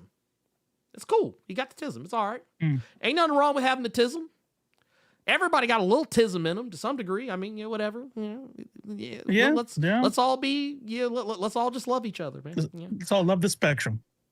Yeah, I mean, because when you think about it too, like you think about how like he talked to other people, like obviously you're talking to non-Yautja, but when he was talking to like his family, like he didn't have the exact same speech patterns as the other two Yautja that had dialogue in the film, like his father and his brother. So I was kind of like, oh, okay, interesting. But that said, we're not done. We're not done. We've somehow inexplicably we still have more. You don't know, still, he could. Yeah, he's got to get tested first. So, I'll tell you what. Deck has autism. He has as much autism as he does homosexuality. There you go. See, you got to get you don't know until the writer tells us these things. I think it's silly to lean one way or another. and honestly, regardless of what the answer is, regardless of whether good, bad, supportive of my beliefs or not, we do not care. We do not care. we don't. What's funny is it would be dope. I think it would be kind of dope if they made him. But you know what it'd be? Here's what a lot of people that are fighting for Deck to be gay aren't being honest with. Oh yeah. If the writer came out today and said, by the way, I'm seeing a lot of this chatter. Y'all are right. He's gay. That would be the same shit that fucking J.K. Rowling did with Dumbledore. You know what I mean? Like, I would be mad. I'd be mad. Like, what? Why? Because he's sensitive. You know what I mean? Because he's more. You know what I'm saying? That's the reason why an entire 2 generations have the erroneous belief that Professor Xavier and Magneto are supposed to be based on Dr. Martin Luther King Jr. and Malcolm X. Right. It's shit like that because Stanley never said that shit. Someone asked him. He just kind of went, yeah, sure. Yeah, that's the ticket. Yeah. Yeah, Dumbledore was gay, right? Yeah. Right. Totally gay. So did he gay. He was so all gay. there in the subtext. Couldn't you tell by the way he dressed how he kind of his wrist right. when he would do his Expelliarmus, he would do it it's why he was in a dress the whole time. I get it now. I get it now. He would do Expelliarmus. I don't know. Rowling is literally the person who said he was gay. What are you talking about? Right? All right, I'm gonna get Stunlocked. Let's go. Let's go. No. Can't carry on. Oh, also, we got another one here. Predator with daddy issues. Why can't they just make a movie about a different alien that's not tied to the franchise as well? Okay, first off, you don't love this franchise. you don't know shit about this franchise. Do they really have to have so little creativity that they can't come up with a new story and authentic characters? I would say, just judging by the people who watched this movie and enjoyed it, I felt like Deck was a pretty authentic and enjoyable character. I don't know. You tell me. Why can't they just make a movie about a different alien that's not tied to the franchise? That they love. You know that the message that I'm getting, right? Besides the fact that they think that respecting women and life and having any sort of, well, no, that goes into my next thing, is feminine. I think when you make anything more complex than monster, kill, good guy, shoot, roll credits. If you go any more complex than that, which, by the way, the Predator movies always did, right? Because like you talked about with like the honor and stuff, like you started. Yes, it was an 80s action movie, and no, it wasn't super complicated, but it's like that's the most their brains can handle. And then when you start going to like, hey, you know what we never saw from the earlier movies? We never saw them on their own planet. We never saw like where they come from. Well, that's what made it cool, the mystery. Well, guess what? If you don't watch the fucking movie, it's still a mystery, right? Just fucking turn off the internet and don't learn anything more. But for some of us, I'm like, no, I want to know about their culture. And now it becomes complicated and now they can't handle it. Why? Because they're fucking stupid, literally. Yes. They don't get the subtext, and it just makes them angry that they don't. Well, here's the thing that I found quite hilarious about their takes. This is what I find really hilarious. So one of my personal favorite. What's up, Sketchy? Hey, what's up? One of my personal favorite Predator movies. I know it's not everybody else's favorite, but it is mine. So if you don't like it, well, that's on you. I don't care. But one of my personal favorites was Predators. The 2010 movie. Some of y'all may or may not remember that one, but the reason why it was called Predators is because there were multiple predators. That would, I feel like that should have been, pretty obvious, but yeah, whatever. So, some people don't get it. But yeah, there were multiple predators in that film, and oddly enough, one of them had an animal companion. No, he didn't have an animal companion because that's what they're all bitching about right now. So it's impossible that any other Predator movie had jokes and had animal companions. So it's funny you say that. So basically what they did. Whoa, is the middle one political? A little bit. He is darker skinned than the others. I don't understand why there's black scales on him in the middle. Well, I didn't know they went so political on this one. No, I don't like that. Also, why does he have? Wait. So I have a question. Why does it seem like he's got? He's also got a black helmet. You know what? I'm not gonna lie. It's a little political, in my opinion. There it is. I don't know, man. It's It's a little black power. That's what it was. It's a little black power. It's a little blue black power. I love that I can't hear it, but I know what's happening. You know. Oh wow, man, that makes me sad. You should be able to. But I want to laugh. He's like I want to be in. I want to be where the people are. Very nice. Yeah. Oh, just making it more Disney, huh? Just can't stop ruining Predator. More Disney, more Disneyfication. But no, one of them had a drone that it used, and another one had this little guy right here that was actually wasn't just the one. He actually had multiple. I think he actually had multiples of them. But yeah, he had little hounds, like basically like an attack dog that followed him around. Well, didn't follow him around, but he just sent it out. But like the thing that people the criticism I often heard about Predators was that it was too much like the original. Like, and the reason people said this was because in this movie, it's basically a bunch of human characters who get dropped on an alien planet, and they get hunted down by the three predators, who are implied to not necessarily be younger.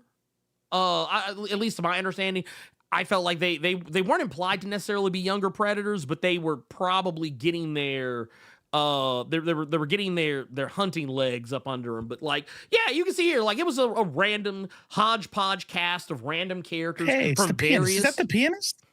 Yeah, that's the pianist, Adrian Brody. Wow. He was that was also the other reason people kind of railed against it, because at the time Adrian Brody was not known for doing action movies. So a lot of people thought, oh, he's going to be terrible, and the movie's going to be terrible as a result. He's actually really good at it. But he's actually one of, like, in a movie where you have Lawrence Fishburne present. Lawrence Fishburne isn't bad in the movie, but he is kind of hamming it up. Like, he's kind of hamming it up because he's supposed to be playing a crazy person. But, like, a lot of the acting in the movie I thought was pretty fucking good. Mahershala, a younger Mahersh, is also present there.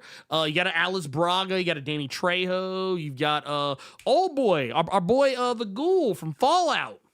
Walton Goggins. Yeah, you got him. You also got the original Sam Raimi Venom. Topher Grace, who was also really good in the role. But like, the thing is, people tried to complain and say, oh, they're just, it's too much like the original. It's not trying to do anything different. It's just the first Predator movie with more predators in it. That's what they said. But here's the thing. Now all these people that are complaining, what are they saying? Man, if you just could have stuck to different. Look, this is why we say, don't listen to these motherfuckers. Don't listen to these, like. Remember when the rumor was that, like, oh, Disney was gonna start, like, putting together, like, super groups to, like, help them, like, focus test shit? Like, yeah, people who are, like, real fans. This is why that shit don't work, because these people aren't real fans. These people don't know shit about shit about shit about shit. They don't. And you'd have to be out of your fucking mind to. And we can't even say they're grifters. We can't even call them grifters because we're looking at right now. We're looking at reviews. Oh, like these are just people who are just intellectually impaired. You know, I don't know what to call these people. Like you didn't watch the movies. No. You're making claims that are silly, and you just want to be mad because you think everything that isn't according to how things were 20 years ago is bad. In one of the clips I sent you, we get a guy who is on Nerd Rod Extreme that perfectly, ironically enough, lays out the theme of the movie. And I think to myself, when I heard him say it, I was like, yes, very good. And then, look, they hear that and go, that's the bad thing. Like, you know what I mean? He's not wrong. He's like, that's the bad thing. It's wild. It's wild. Here, it's wild. Let's actually take a look at it. Let's take a look at that one. Let's see. This is, oh, yeah. Let's see what we got here. The movie's thematic point is, and I think this is also where some of those journalists are reading queer coding into it. The movie tells you pretty much explicitly the actual big monster you have to overcome isn't the big monster. It's societal expectations. This is the culmination of the Predators arc, and it's the culmination of the Androids arc as well. Both of them have to learn that the societies and the families they grew up with are essentially wrong and evil. And once you come to realize that, you gain your inner strength, and that's what you require to kill them. And killing the old and making way for the new is, of course, very on brand. You have your found. That was Thunderbolts. So here's the thing. here's the thing with that. So, and I think that was Nerdrotic at the end that said that, right? That that was Thunderbolts. So what's the problem? What's the problem? Because to me, I'm not gonna lie, you're kind of cooking. Exactly. I heard him. I'm like, you're a chud. He was like, bingo, you nailed it. That's fucking good, bro. Yeah, that's why it fucking sucks. I'm like, it's like, what? You were so close. You were so close. You were so fucking close. You could have been the chosen one. Yeah. You got the British accent and everything. Sounds smart as fuck. Yeah. And then it's like, oh, but wait, this is bad. Oh, it's bad? Yeah. Yeah. Okay. I mean, if you say so. Because that's the problem though, right? I mean, all grifting aside, right? Because we know that's what they're doing. They're like, oh, cool. A payday. Thanks. Thank you, man. It's like the 1st and the 15th to them whenever movies like this are dropped. Oh, yeah. But it's like, even going into right-wing ideology, the idea of pushing back against an abusive father, the idea of being allowed to be something that you want to be, right? Not what anybody else wants you to be, to have your own personal freedom. They want personal freedom as long as it fits within this stupid fucking 100-year-old archetype. And if you're outside of that, I will lose my mind. You know what I mean? So this dude, and what's fucking funny is that Drek doesn't even fucking want that. No. Drek is not pushing against the norms. Drek is not doing anything societally outside the norms. You know what Drek is? A runt. Period. Yeah. He's still gonna fight to the fucking end. He's still gonna fucking fight to the death. He says, I'm gonna go to that planet and I'm gonna kill that thing. And he goes, but you're gonna die. But then I will die with honor. He's still an idiot, right? Yeah. He's still, but then he gets to learn, he gets to grow. Growth? Oh my, I can't have that. Can't have that. Yeah. You know what I'm saying? It makes no sense because it's like, what else would he do? Right. And not only that, like they make it sound like, and I want to make sure, let's make sure we're clear on something here. Dek's father wants to kill him. Right. Dek's father is such a coward, he doesn't want to kill him himself. He wants his brother Quay to do it. And when Quay goes to do it, but ends up not doing it, ends up protecting Dek from being killed by or you're protecting Dek from his father, who's finally like, oh, well, let me do what you couldn't do. So basically what they're saying is these mooks watched this movie, saw an abusive parent ready to commit ultimate harm upon their child for being different, and they thought, that's the good guy. Nah, man. That's the good guy. Nah. Yeah, that's goals right there, my guy. Right. That's goals. Look it up. If they made the movie about that dude, everything would have been great. I like what Kyle the Mighty said. It just clicked. He wanted to be a hyper masculine badass, but he was a runt. They hate the movie because it's about themselves. Yeah. Like honestly, Dek is who they wish they Dek is who they are. They want to be. They look at the Predator and think, oh no, the Yautja, they're badasses. Fucking, they're hyper no masculine. Feelings, just death. Just death. Dude, just death and destruction. Oh my god, it's so good. But then they realize, oh wait, I would be the abused child in this situation. I would be the abused child. And that's the other thing. Kind of to go to what you were saying, to kind of steel man what you were saying earlier.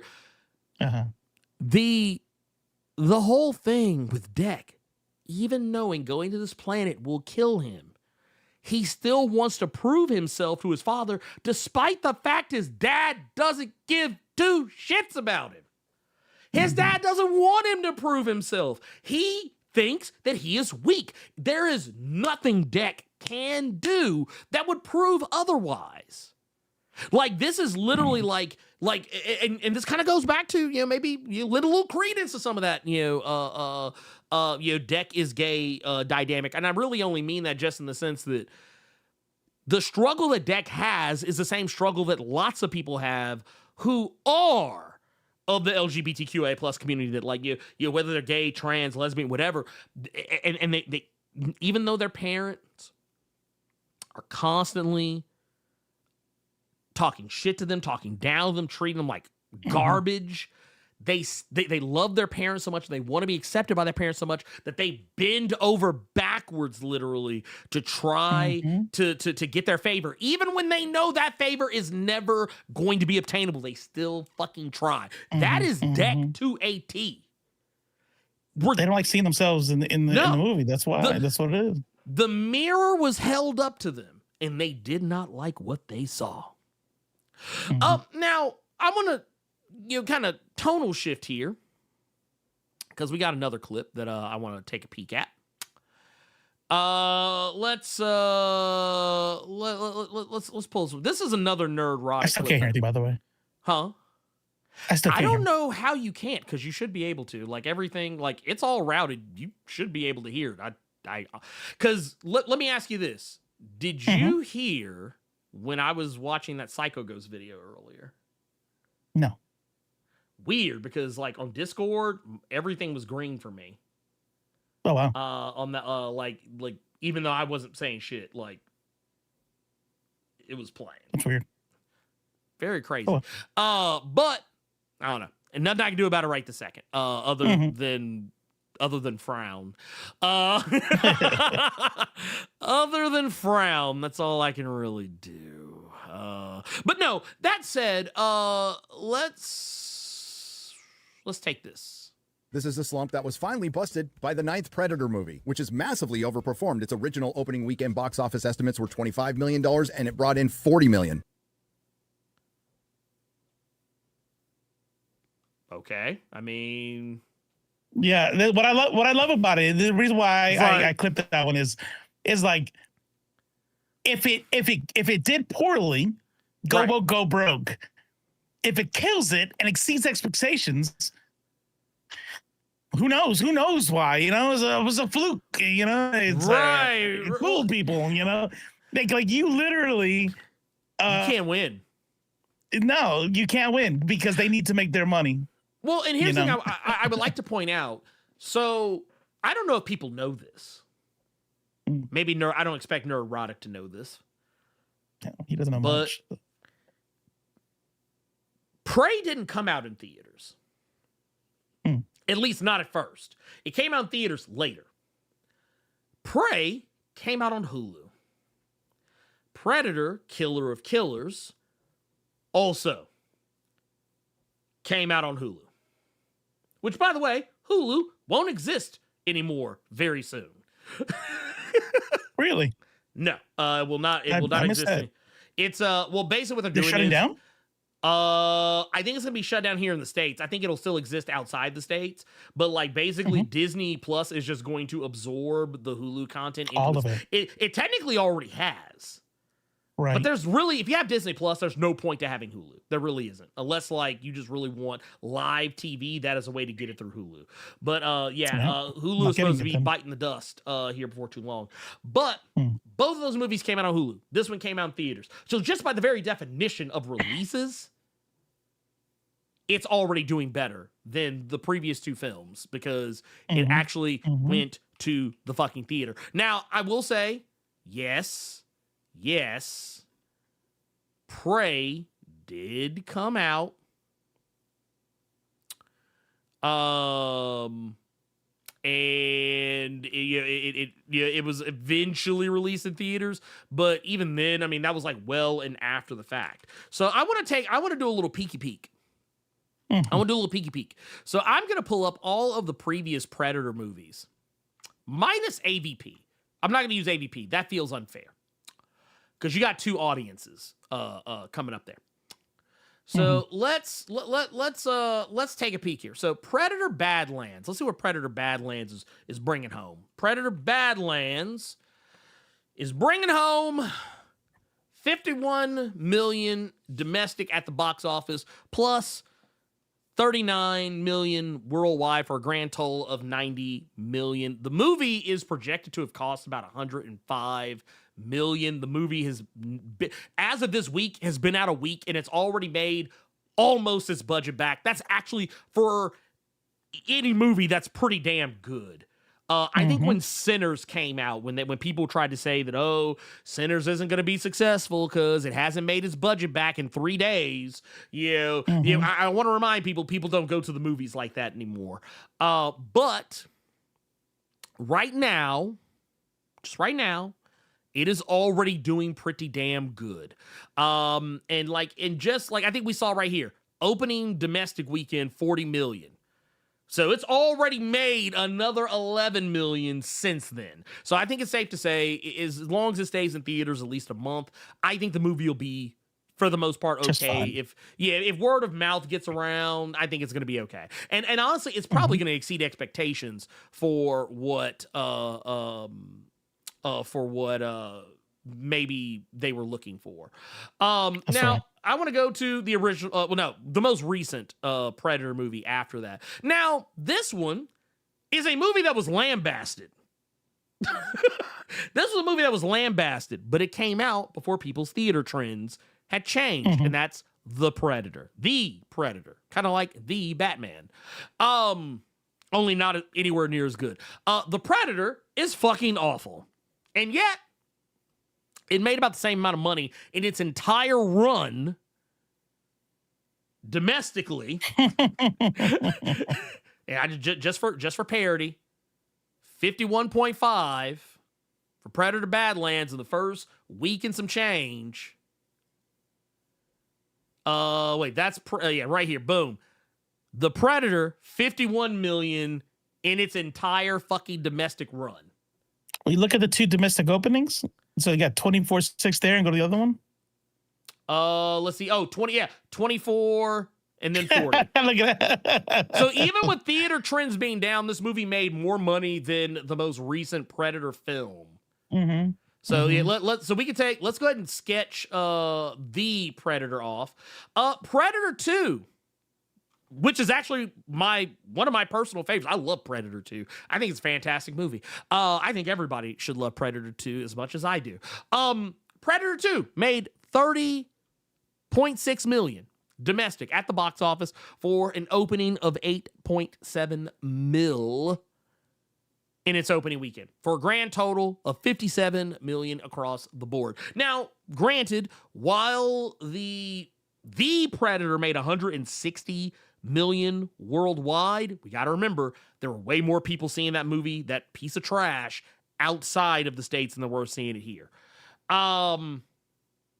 Now let's go to the OG, triple OG, $12 million out the gate at the box office, 59.7 million in its theatrical run, for a grand total of 98 million worldwide. Now, once again, theater trends were different.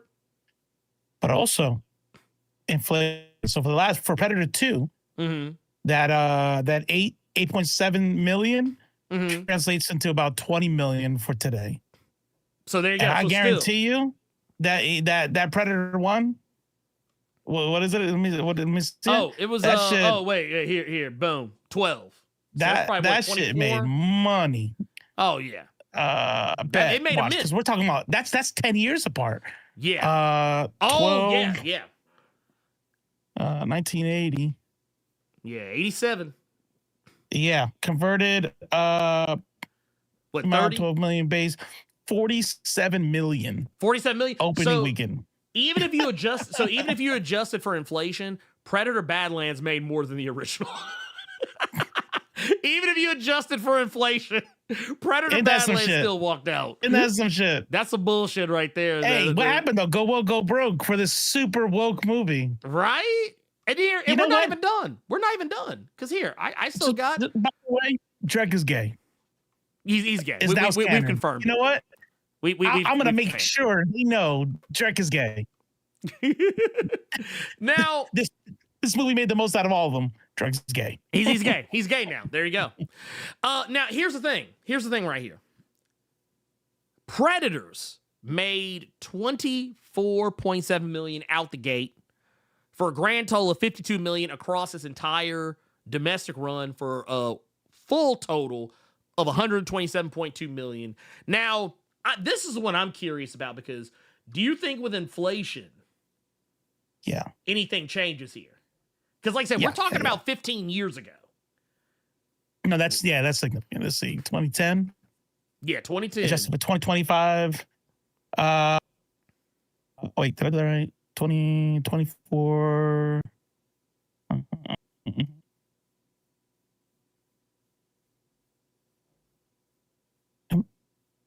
God damn. Freaking. Here we go. It's not gonna. Yeah.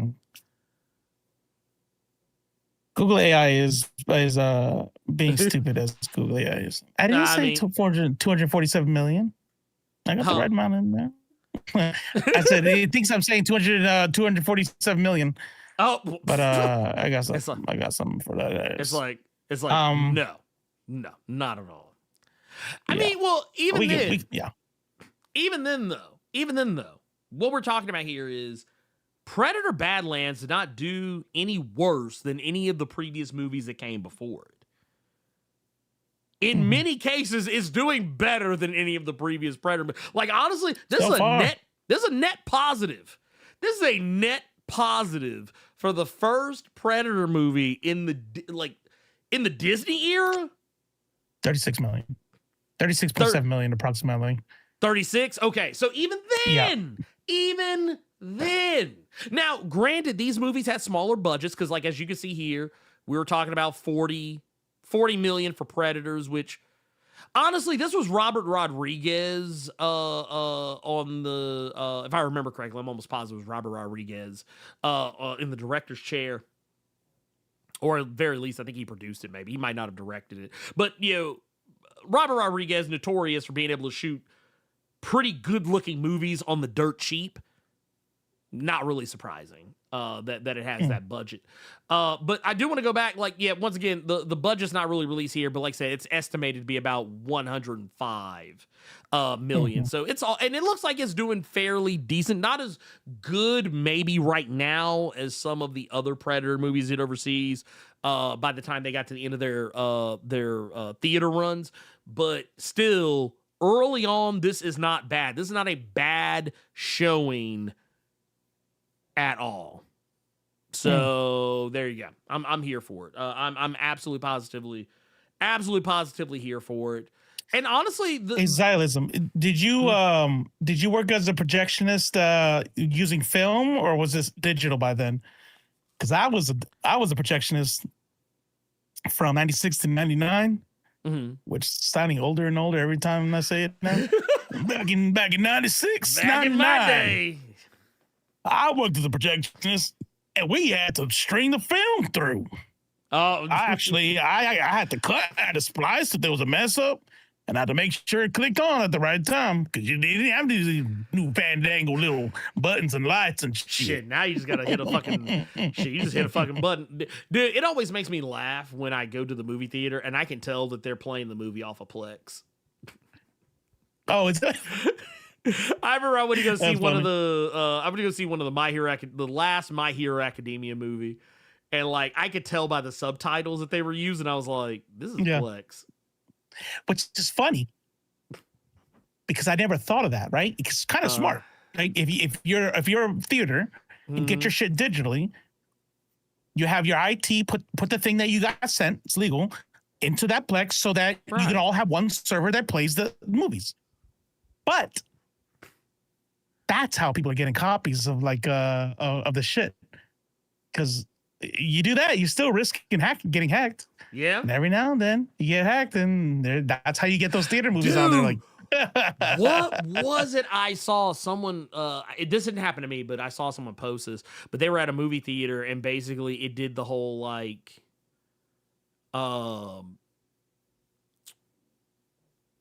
It did the whole you try and go watch a movie, but it's not there or some shit.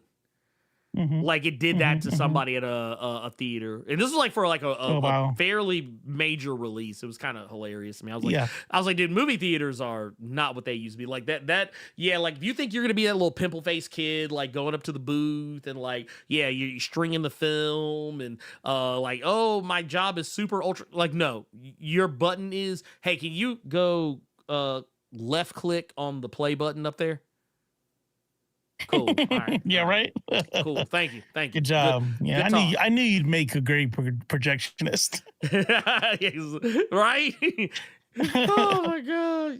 You'll be a projectionist. But no, all that aside, this question right here kind of got me.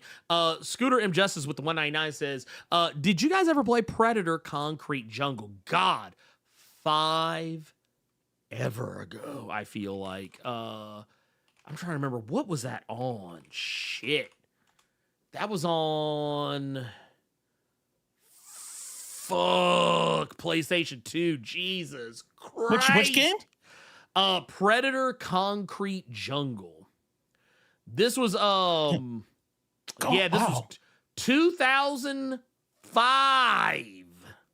Jesus. Oh my god, dude, this was 5 ever ago. Oh my word. Dude, I just felt old as fuck just now. Jesus. Here, I want to pull this up because just so y'all kind of see this shit. Dude, look how this shit used to look, man. God damn, dude. We thought we were cooking back in the day, dude. Like when you would get those old. You played this shit, it was like, look at that shit. That shit looks real. Dude, this real as fuck, man. How does it get better than this? Dude, we never knew. You can't even. If it gets better than this, you're not gonna be able to tell. It'll be like real life. Well, dude, like I remember back in the day, and you'd be like, dude, the ground, like flat surfaces would be all like jagged and shit, and like all like, ooh, dude, look at that, dude, look how real that looks right there, dude. They made it look like real life. Look at that looks like real life right there. No, it's not. Real life. Blaze Fall said this is a guilty pleasure. This game. Banned right there off top. Dude, you know what, I'm actually shocked well, you know what, honestly, back then PC gaming was still kind of like untapped potential, but somebody needs to get that game, or you know what, make a new game, because I'm not gonna hold you, that last Predator game was cheeks. Predator Hunting Grounds, absolute cheeks. Absolutely, I'm telling you right now, cheeks. You know how some movies are made to sell toys, or they used to anyway? Yeah. I think this movie was made outside of, I think it was a good movie. It was fun. It was awesome. It was blah, blah, blah, blah, blah. I think it was made to sell a video game. And I'm calling it right now. Mm-hmm. I think they're going to make a video game out of it. And here's why. 2 things. Somebody said something as a critique that I agree with, but I don't think it's a critique. Right. It was like a video game movie. And I'm like, true. And here's why. Going through the field and the little exploding things, getting close, and then they go, and then you back away. The fight was a boss fight with the mother, getting on, crawling on him. Like, I'm like, this will be a dope ass video game. And I'm like, dude, she just went second phase. She's second phase. Yeah. And then we all know that we're gonna have the freezer now. So yeah, no, you gotta get the freeze. You gotta get the freeze ray upgrade. Yeah. You gotta get the freeze frag grenade upgrade, and you're also gonna have to get the little parasite thing.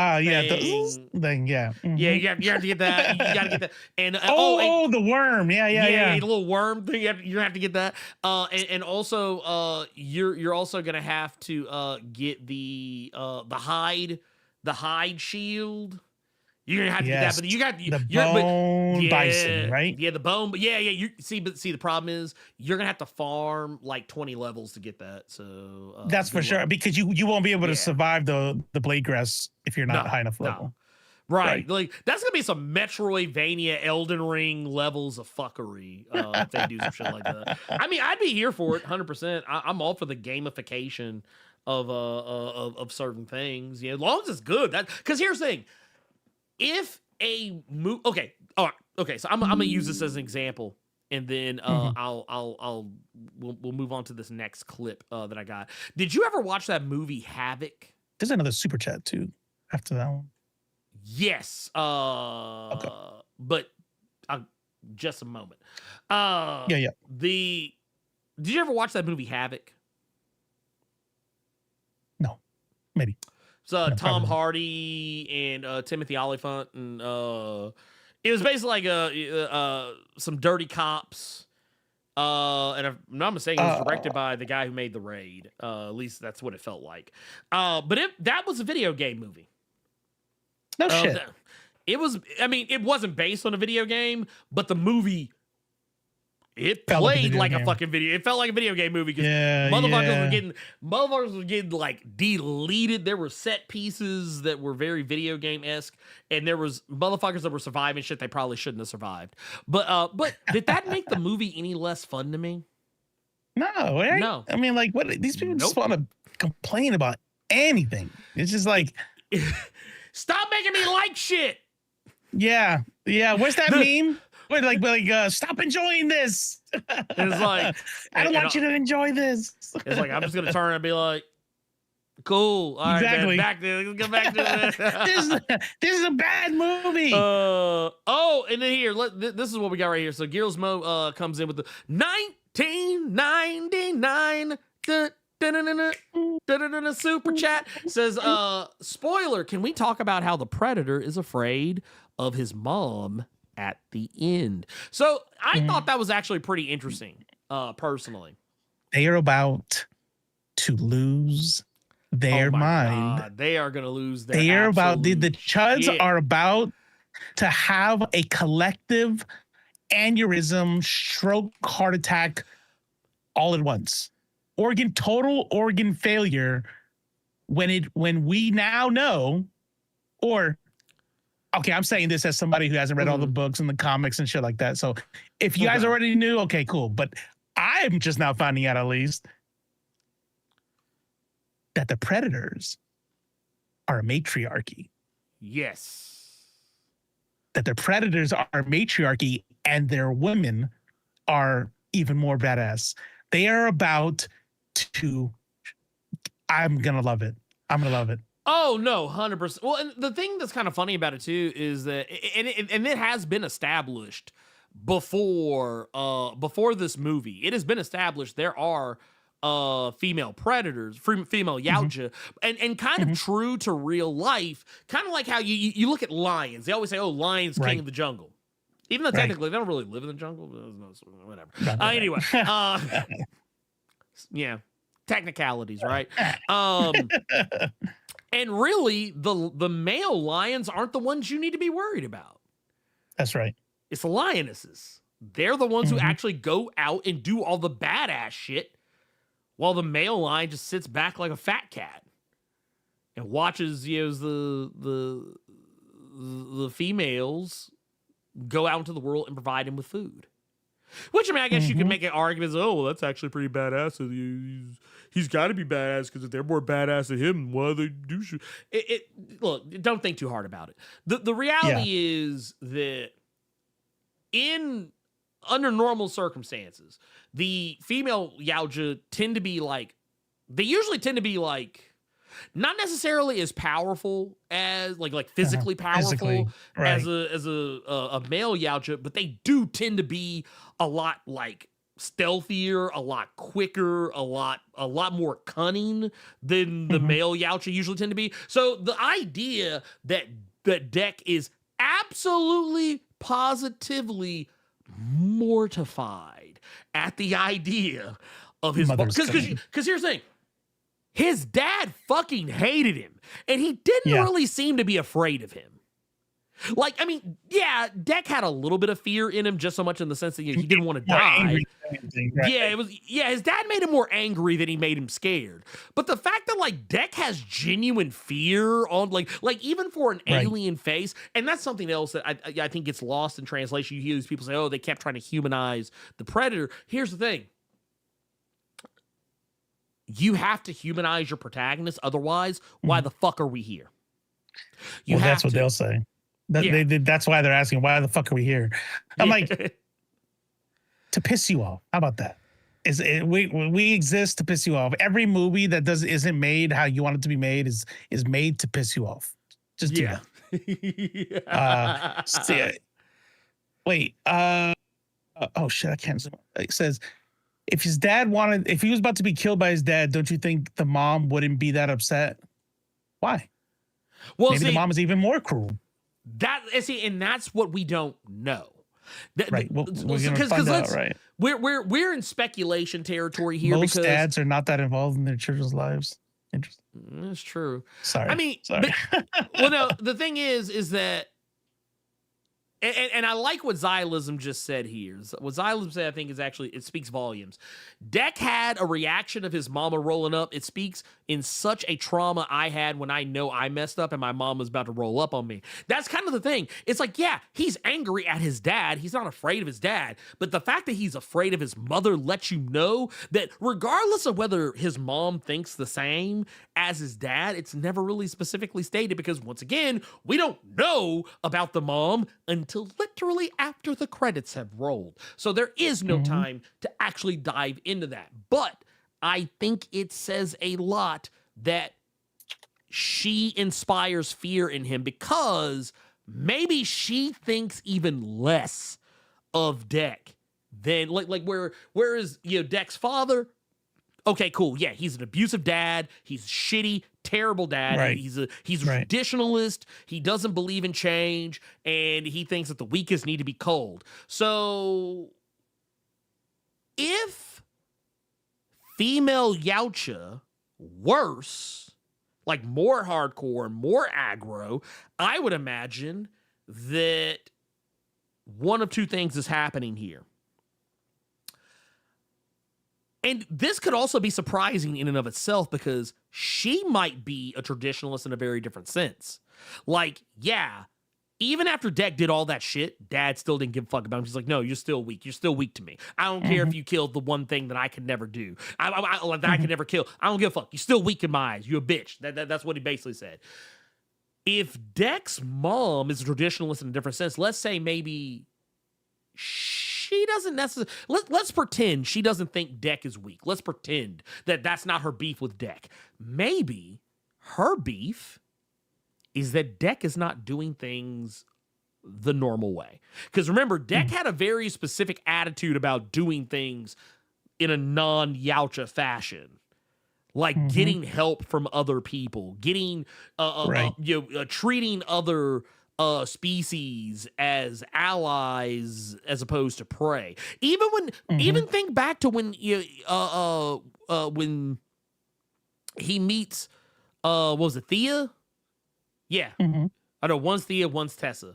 I can never remember which one's which. Anyway, Thea's the good one. Thea's the good one. So Thea, even when he was initially interacting with her, the only reason he even kept her around because he could rationalize in his Yautja brain that it's not necessarily getting help from another person because she is not a real person. She is an android, therefore she is a tool, what he keeps calling her throughout the movie. So like he can rationalize like, okay, I'm not really breaking the rules. So that's why I kind of wonder, he didn't seem worried about breaking the rules in the eyes of his father. What if he actually felt more fear of breaking the rules in the eyes of his mother? That's where I think, because I think the low-hanging fruit is that, oh, she's mad because he killed the dad. I don't think that's going to be the case, because if you're going by Yautja culture, no, he was weak and deserved to die then. Yeah, he was weak and he deserved to die. Right. That's straight up. Right. And you know what? People can be nuanced. She could be a totally loving mother by Yautja standards. By Yautja standards. Let's calm down. Let's calm down. But be completely a piece of shit in other avenues. Right. So there's a story, and I can't remember the writer's name. I think it's maybe it's a name that's famous, but it's not that famous person that's actually writing. I think it's like Plato or something like that, but it's not the famous Plato. And he's it's one of the few writers we have of Spartan life. Oh, okay, that we know about it. And in one story that he tells in there is that he sees the Spartans had went off to war and had and they were defeated in this battle. And her son comes was able to hide and escape and gets back home. Right. And the story goes that she kills him. because how did you make it home?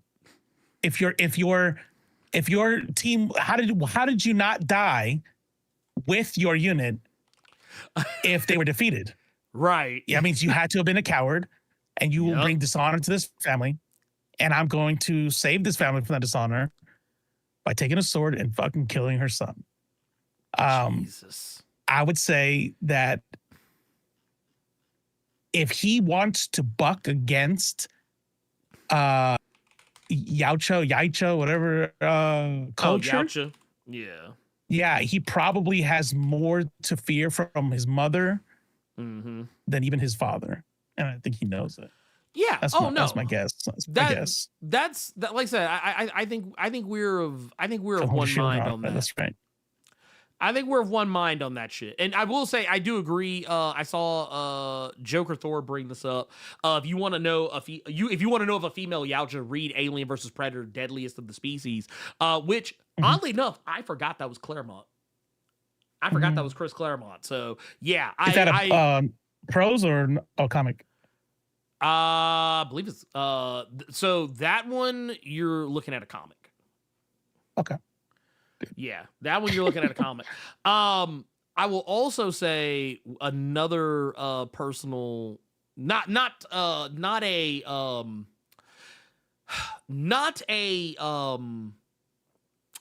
female Yautja, but I do think you should take a look. It was one of the last Dark Horse era AVP books. It was what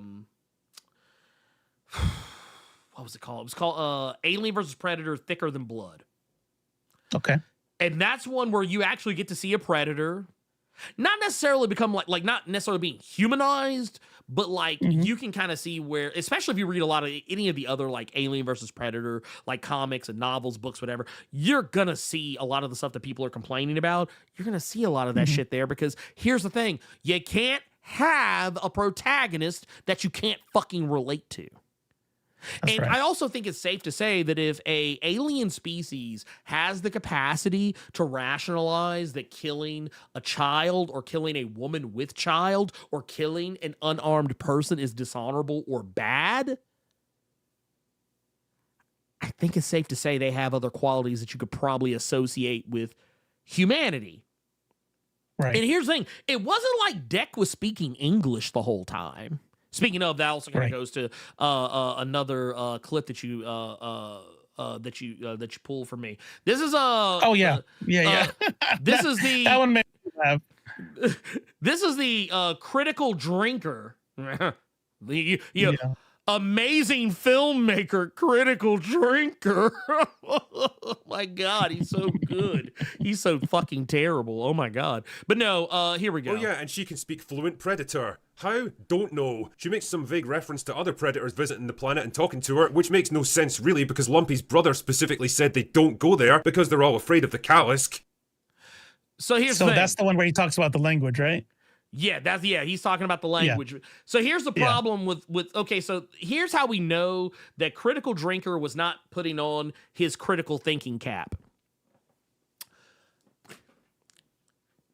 She also brings up, like the very thing that we were just the universal translator is brought up, not to mention she's a fucking android. So you know how like is the concept of universal translator alien? No pun intended to this guy. Like right? Sci-fi. What? Also, now remember, I don't know if anybody saw this movie, but this is a plot point in the movie G20 where they were asking the world leaders, the terrorists were asking the world leaders to read a paragraph that had the very specific things that a algorithm would need to be able to mimic your voice perfectly and be able to make dialogue of you or audio of you saying anything it wants. I would imagine, like, just in the split second that I heard universal translator, my critical thinking brain immediately just kind of like in the span of a split second sussed out that, well, I mean, technically she listened to him talk for like at least, half a minute. In that time frame, she could probably have figured out, how to like build an algorithm that teaches her his language, and she even points out that the clicks in his language are difficult to figure out. She doesn't make it seem like it's easy. She actually implies that if a human actually tried to learn to speak his language, it would probably be virtually impossible. It's like he wasn't paying. Like, yeah, credit. I always think it's funny when people have names that are misnomers. You know, like, I'm glad, or names where it tries to make it sound like they're like, oh, he's the critical drinker. You know, like supposed to be like a play on critical thinker. Clearly, the guy's not a critical thinker at all. I think he might be a little too on the sauce, if you ask me. But that's another story altogether. Right. But yeah, I'm sorry. People who can't put together a coherent movie to save their life, I don't think you should be. You know what? Maybe you should be. Maybe you should be a critic, because they say those who can do, those who can't teach. Well, they also can apply that to people like him. Those who can create, those who can't critique. That's a thing. That is a thing. It's not a nice thing, but it is a thing. I've seen it. I've seen it more often than I would like to admit. There are quite a few people I've encountered in my day who are critics who are not good creators at all. And and there's probably someone who thinks the same thing about me. And you know what? You know what I say to that? You know how I feel about that? The exact, very precise thing that I feel is don't care. That said, I feel like we've talked a good bit about this movie. We've talked about how much we've enjoyed it. And you know what? I feel like we got a pretty damn good show out of it. That's right. Because I feel like we said all the things. It's not like we're bad at our jobs or anything. We're pretty fucking good at it. I'm just saying. I don't know, man. You guys tell me, man. I don't know. But especially now that we're getting paid again because the government shutdown's over. Right. Oh yeah, I didn't think about that. Yeah, because you know what, dude. So real talk. In the time that all this has been going on, that is actually an aspect I didn't think about. Because that actually directly affects you. A lot of people. I got paid. I got paid. Oh, okay. Never mind. Well, yeah. He good. He good. But still, I saw, like, when I was thinking about it, I was like, oh wow, yeah, that actually, a lot of people getting fucked over on that. You know who didn't get paid? It was Judah Red. Really? Active Duty had to go to work for free. Damn. Oh, they got back pay. It's a big back pay, but still. You know what, man? Okay, so this is how I know I'm a bad friend. I forgot he was active duty. I thought that, like, because when you were talking about retirement and and your Cypher also, I guess Cypher isn't technically retired, but medically retired is what he's they call medically it. retired. Yeah, but for whatever reason, I just assumed that Judah was on some level too. Oh, like either medically retired or like actual like retired. So that's why he's not fat yet, because they make him work out. That's fair. You know what? He and I both know the second he doesn't have to work out. Oh man, it's over. He's like, no, I'm gonna try to stay in shape. Like, I know you, homie. You're not gonna do it. Nah, you ain't gonna do it. You ain't gonna join the club, homie. Join the club.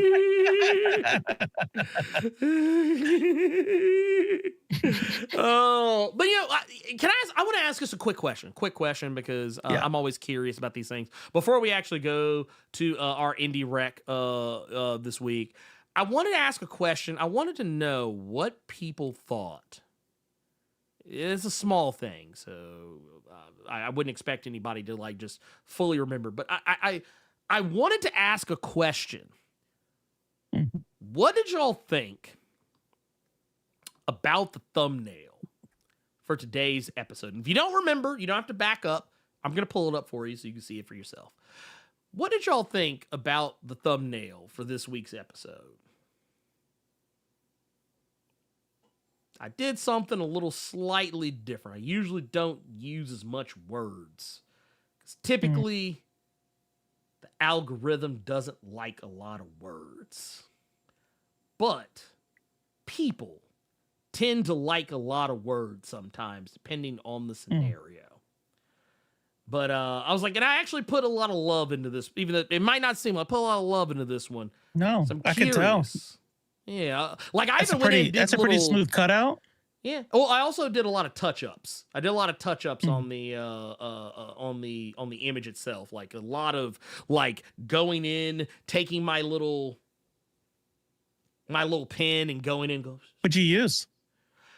Clip. Well, I used Affinity, but I also, to be fair, not the new Affinity. I've been using the old Affinity because there's some shit the new Affinity doesn't have. Same. That I'm like, no, I'm gonna stick with this one.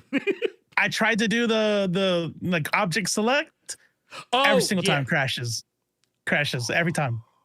So I'm like, you know what? Props to Affinity. By the way, if y'all don't know, Affinity and Canva teamed up and they made this new giant product, which is way cleaner than I even thought. I thought it was gonna be 3 programs for free or 4 program. No, that motherfucker's on a tab that you can tab between. Yeah. In the same project. It's almost like it's like DaVinci. That's just tight. It's kind of like DaVinci Resolve. Because DaVinci basically has all of its Adobe like competitors in the same app. Like it's got like, I guess like Fusion is kind of like, I guess the closest thing you have to like After Effects. After Effects, yeah. And then you've got like Fairlight, which is like the closest thing you would have to like not, oh god, what was it that they fucking called that? I forget what they used to call their audio program. I keep wanting to say Premiere, but that's the video version. But the point of the matter is, I like you. I was like, oh shit, they actually did like. Yeah. But here's the problem. Some of the basic ass features that I normally use, they make it where those you do actually have to pay for. Oh, really? Or not pay for, but there's like there was basic features that were in Photoshop that I miss that you can get in the new Affinity, but you have to have a Canva like subscription in order to use them. Like to do like the fit, like if you want to like extend an image or like fill in something, the AI like credits. that. Yeah. So like that stuff, I'm kind of like, I don't want to fuck with that. But the one basic ass thing. I got really spoiled by having those 3 buttons at the top that like either like select all or like deselect or whatever. Inverse, yes. Yeah, an inverse selection. They don't have that on the now you can still use the keyboard shortcuts, but for me, like sometimes I'm not thinking about that shit, so I'm like, man, I actually kind of want to. Like, I mean, yeah, I can just hit Control D and deselect some shit, but it was a pain in my ass, and I sat there for like 30 minutes one night, just kind of going like, dude, how do I unselect this shit? Holy shit, Shooter Red, we were just talking about you. Bro. Did your ears heat up or something? Dude, his ears were burning. His ears were burning. Somebody's talking about me. I was telling him how... Thank you. It was Audition. Yeah. Adobe Audition. Oh, okay.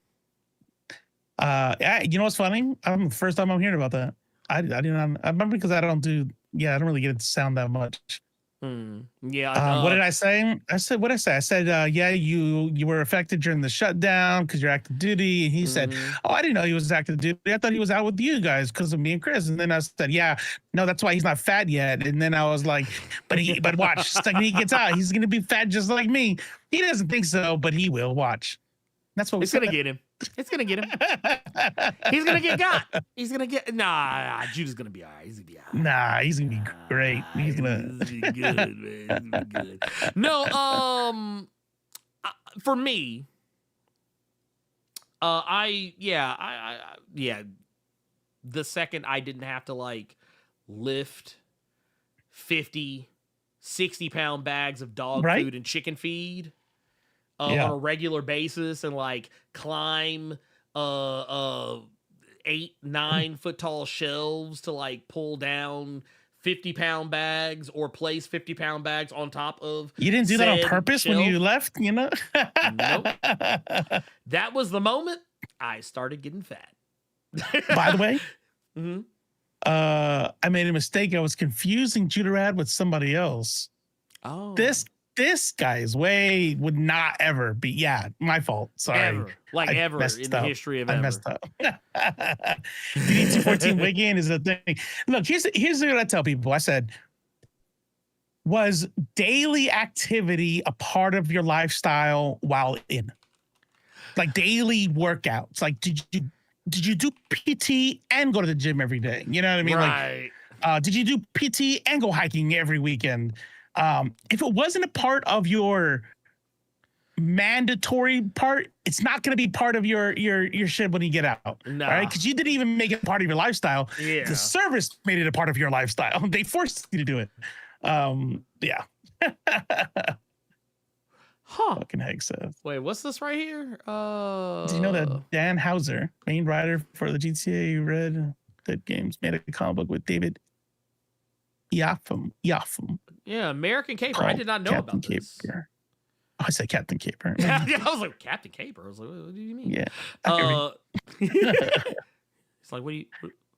Like, He wasn't no, military. I said it right. About, I said it right. I'll have to check that one out. I'll have to check that one out.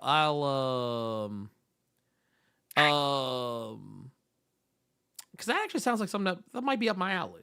I've been kind of going in and going down the rabbit hole of some books that, under normal circumstances, I probably wouldn't have read. But like, nah, I'm gonna give it a chance.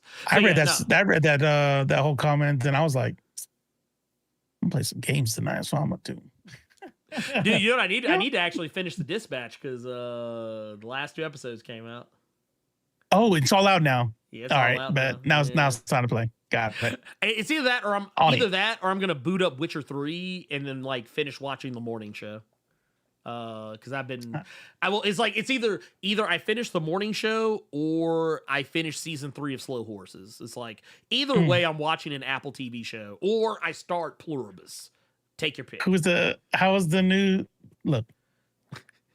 Fuck Sweeney Todd. Okay. We don't fuck with Sweeney Todd here. Nah. I like me a good set of memory glands, but let me tell you something. Nothing will get me to give that woman any money.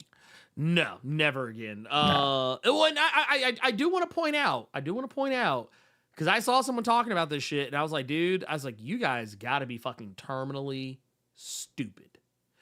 I saw someone talking about how like, oh man, you know what would be like, would make DC all the money is if they put Sydney Sweeney as Power Girl in the DC universe. It would break records. The fuck up. No, the fuck it wouldn't. No, it would not.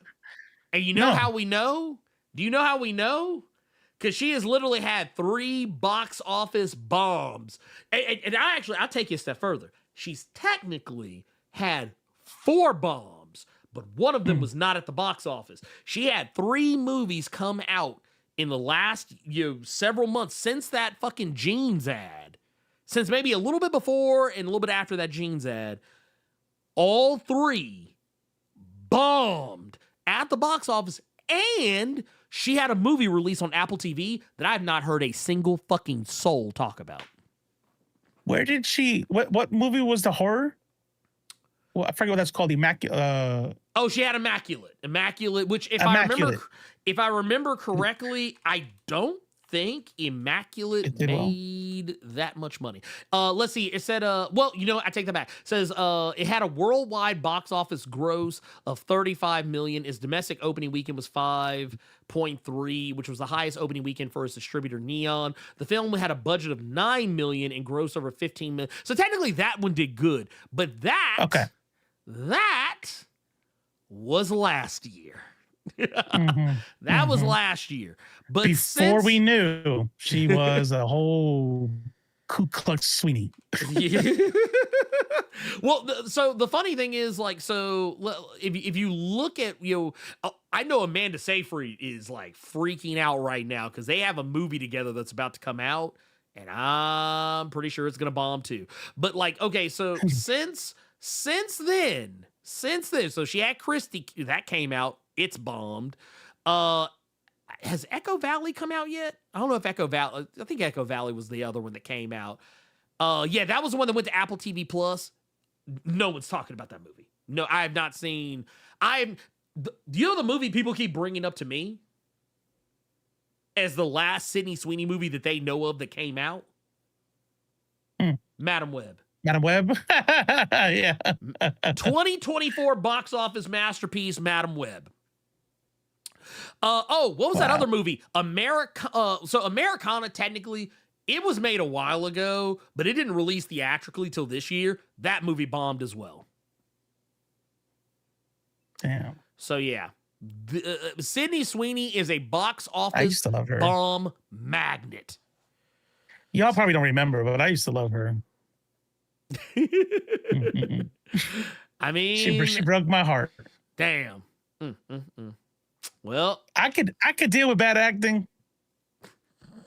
I cannot abide being MAGA. Sorry. nah, that's like, I'm sorry, that's a hard deal breaker. Hard deal breaker. 100%. Oh, so here it is right here. I found it. So the movie Eden. The movie Eden made a grand total of 2.7 million. It made 2.7 million. I don't see a budget on it. But we can probably find that.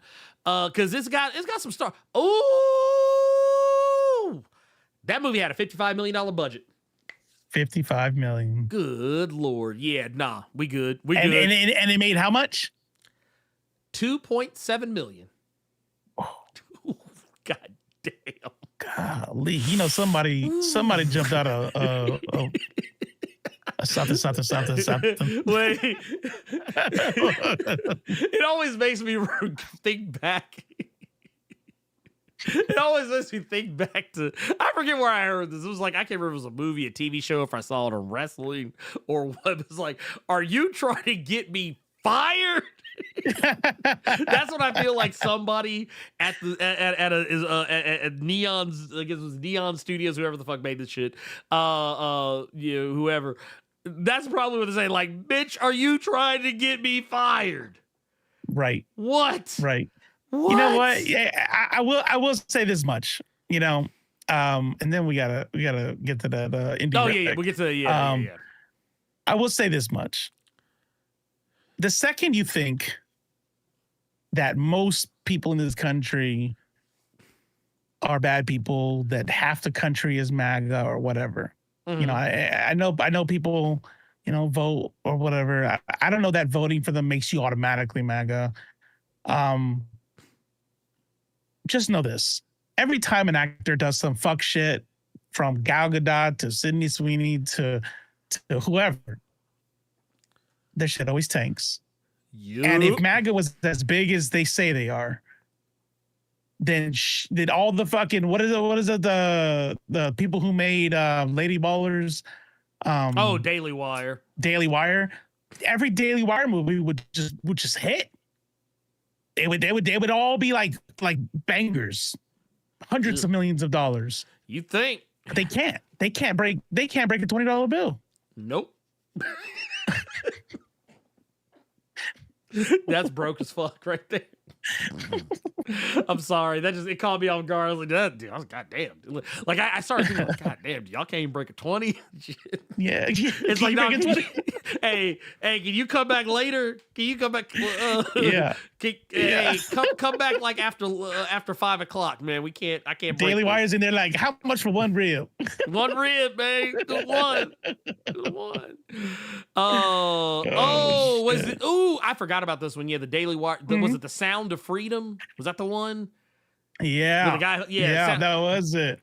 And that movie aged like milk. And then they found out the dude wasn't even part of that operation, and then it was all bullshit. And yeah. And remember, they tried to make that movie. Like MAGA tried to make that movie like a big deal. Like they tried real hard. This is the most important movie that's going to come out because it's going to tell you things they don't want you to hear. And all six people were like, yup. All six people who watched it were like, yup, sure did. I will say the movie did make a lot of money, but see, I am going to give it credit with an asterisk. Because just like how conservative book sales always like go through the roof, here's something they don't tell you about the book sales. Those book sales are the publisher paying for the books. You're right. That's how that's how a lot of books make the New York Times bestseller list. It's because the publisher bought a bunch of those books up front. Right. So it inflates the sales numbers. They did that for Sound of Freedom. And they did that for this. Oh, 100% they did that for this. Yeah. That's the only... Was it pink something? I forget what it was called. It was something. Yeah. Yeah. Because if you go look... Because that's why I said, like, this... What I'm about to say comes with a huge asterisk. It made $250 million worldwide. Mm-hmm. But I promise you, every time I saw people talking about that movie, the theaters were damn near empty. Yeah. Anytime it's because there were churches and all those mega churches and shit were like buying hundreds of tickets, to give away. Yeah. And clearly they weren't going to go see it. So. Mm-hmm. And so didn't one of the people who produced Sound of Freedom get busted for some child related crimes as well? I heard there was something. I don't remember the full story behind it, so I'm not gonna speak on it. But I do remember hearing. Yeah, I mean, I don't know either, but yep. Honestly, at the end of the day, would we be surprised? Right. Let's take a look. Oh, hey, we got one more. Here. I want to. We got a Blerd Club. Discord. I think we keep skipping Discord questions too. Yeah, we'll get to those in just a sec. All right. Bone Factory with the 15 months of the Blerd Club Gold Mine says late to the show because I got distracted listening to a new to me musician, June McDoom. I can't even blame it on Robo. Oh, okay. I'm gonna have to look into this. one. I'm gonna have to. June McDoom. Yeah, I'm gonna have to. I'm gonna. You know how on Starship Troopers they say, "Would you like to know more?"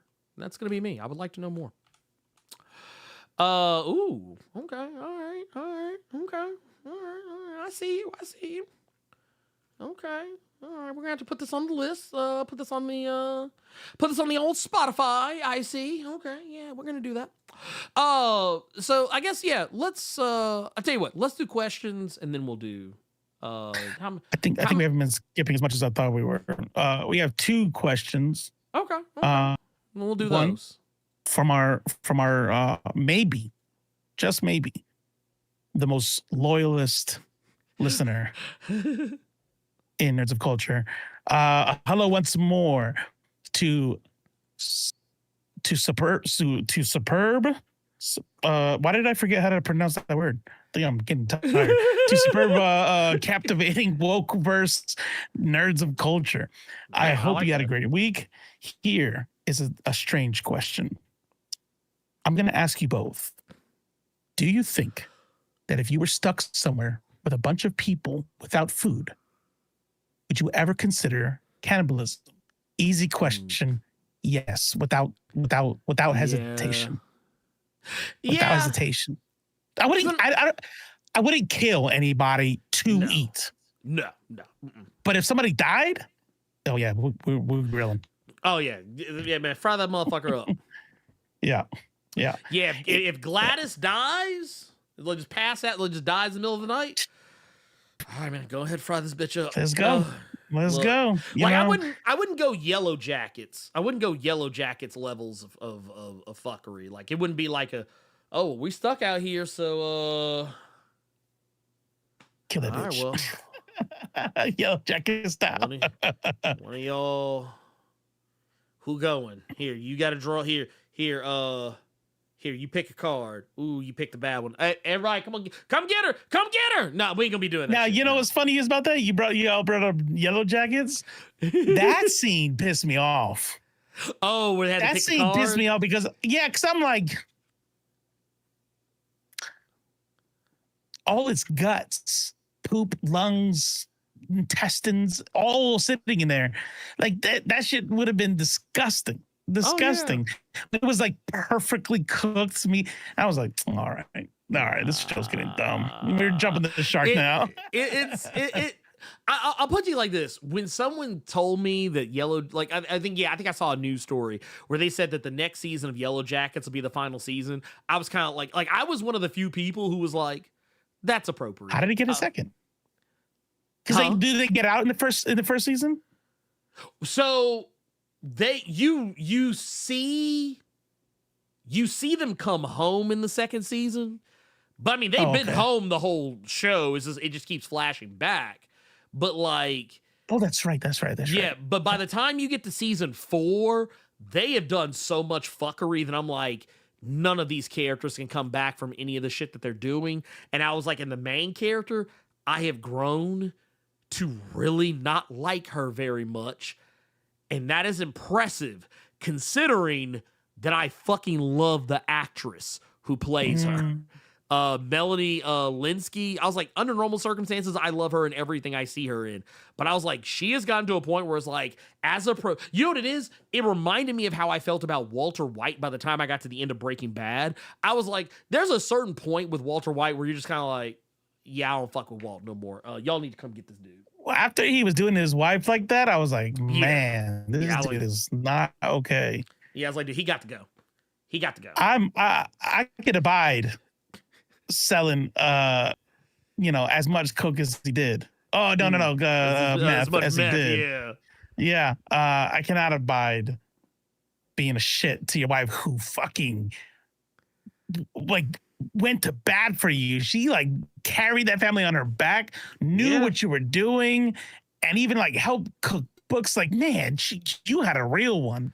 Yeah. And man, after he did her dirty, I'm like, fuck. Dude, you know what it was? The point it of ain't no called return. Breaking Good. True. Right? Well, no, the point that like the moment that was like the absolute point of no return for me though is when Skylar showed him the money. When she showed him how much money they had, she was like, she's like, I can't, like, we have more money than we would ever spend for the rest of our lives. Right. And he's just kind of like, he was addicted to the rush. It didn't have to have anything to do with money at that point. He's like, I gotta be a crime boss though. Yeah. I wanted to do hood rat shit with my friend Jesse. Brian. Who I also treat like shit. Right, exactly. Brian Okuliski. I think I got it. I'm a Trump supporter and support Trump 100%, but I love Predator Badlands. I have no idea why MAGA are hating on this great movie. If they say it's woke, I don't see it. Well, let me help you out.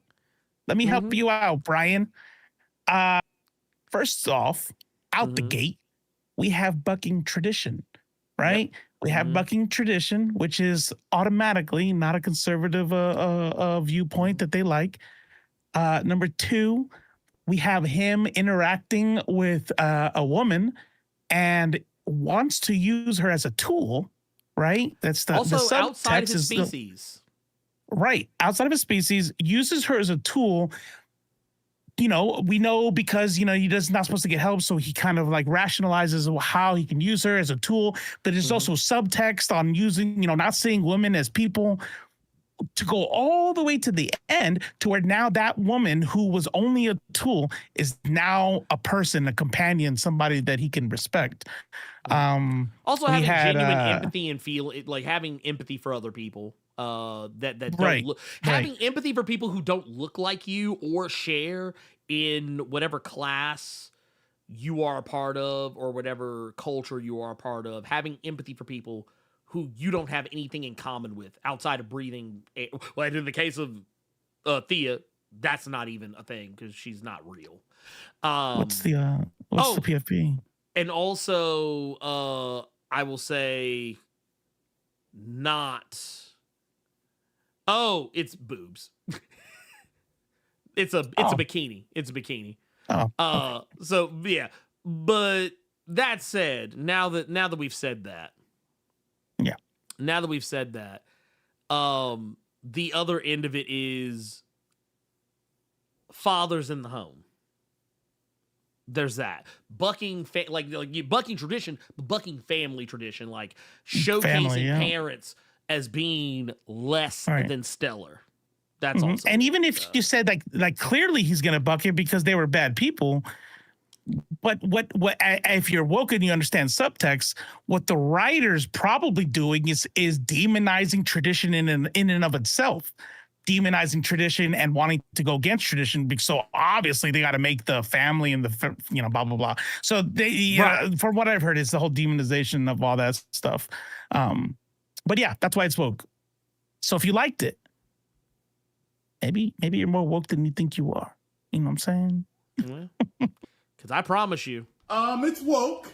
It is definitely that. But no, there was no other question, but there was a comment to bring back by Sin Black.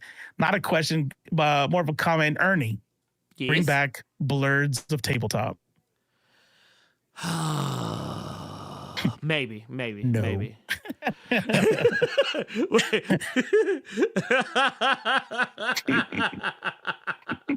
I mean, look. Every time I'm not gonna make Ernie say it. I'm gonna say it for Ernie. Every time Ernie does something on his channel that like makes him negative income, I cry for him. Oh, okay. Yeah. So putting precious time, because I'm not a capitalist, but hey, you got to eat, right? You got bills to pay. Putting precious time on a stream event that have 20 people in it is not it. It's not it.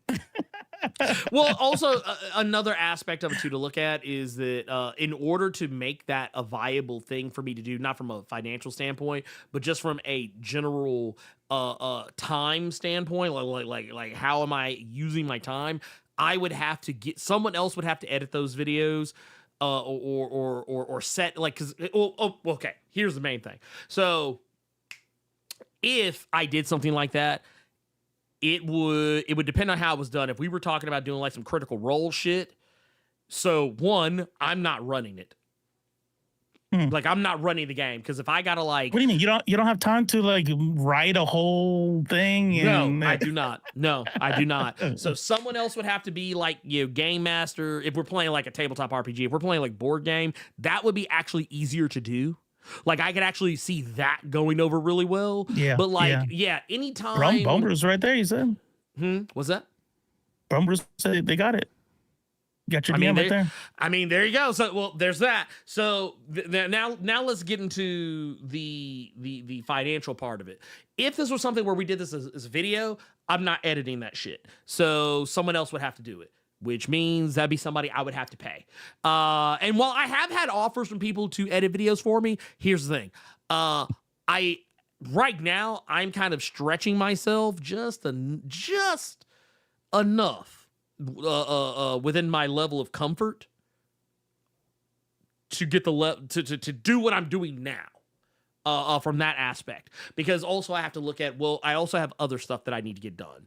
So that is honestly why. So yeah, at the end of the day, there would be a lot of factors that would have to play out exactly perfectly right.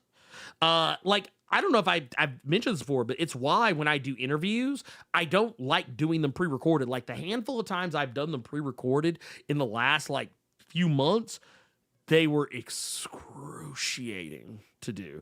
Not just because they were long and I don't like listening to myself talk to people ad nauseum, when I'm editing, but also because it took so long to fucking edit. So that's why when I do interviews now, I do them live because it means it's no work on my part. So that would be the other thing. Yeah, it would have to be something that was done live. There would have to be limited production value on it. It'd have to be something I could literally do like that, little to no overhead.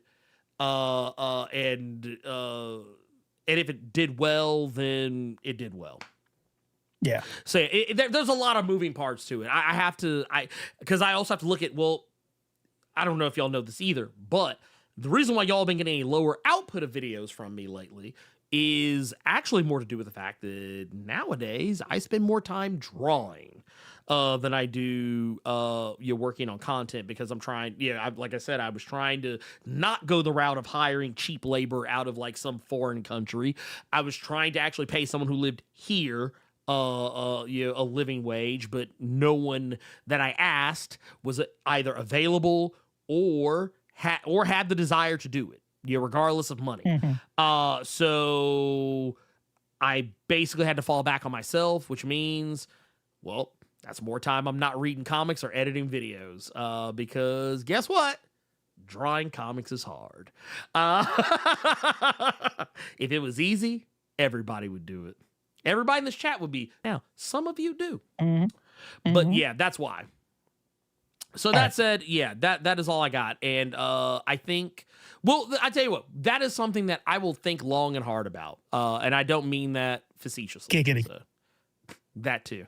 That too. Let's look at our what do we got here? We got a Elite X1 indie game recommend. Oh, wait, you know what? Actually, table that for a split second, because you know what I didn't do? Guess what I didn't do, Robo? Download it. I didn't download it, but that's okay, because you know what? We got fiber these days. That's right. And Ding, ding, ding, ding. it's literally almost done downloading in the time that I just said that I have fiber. So we're good.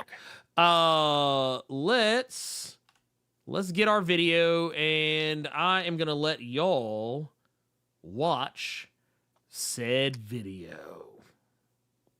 If I can pull up the thing to do so. Here we go. Bam.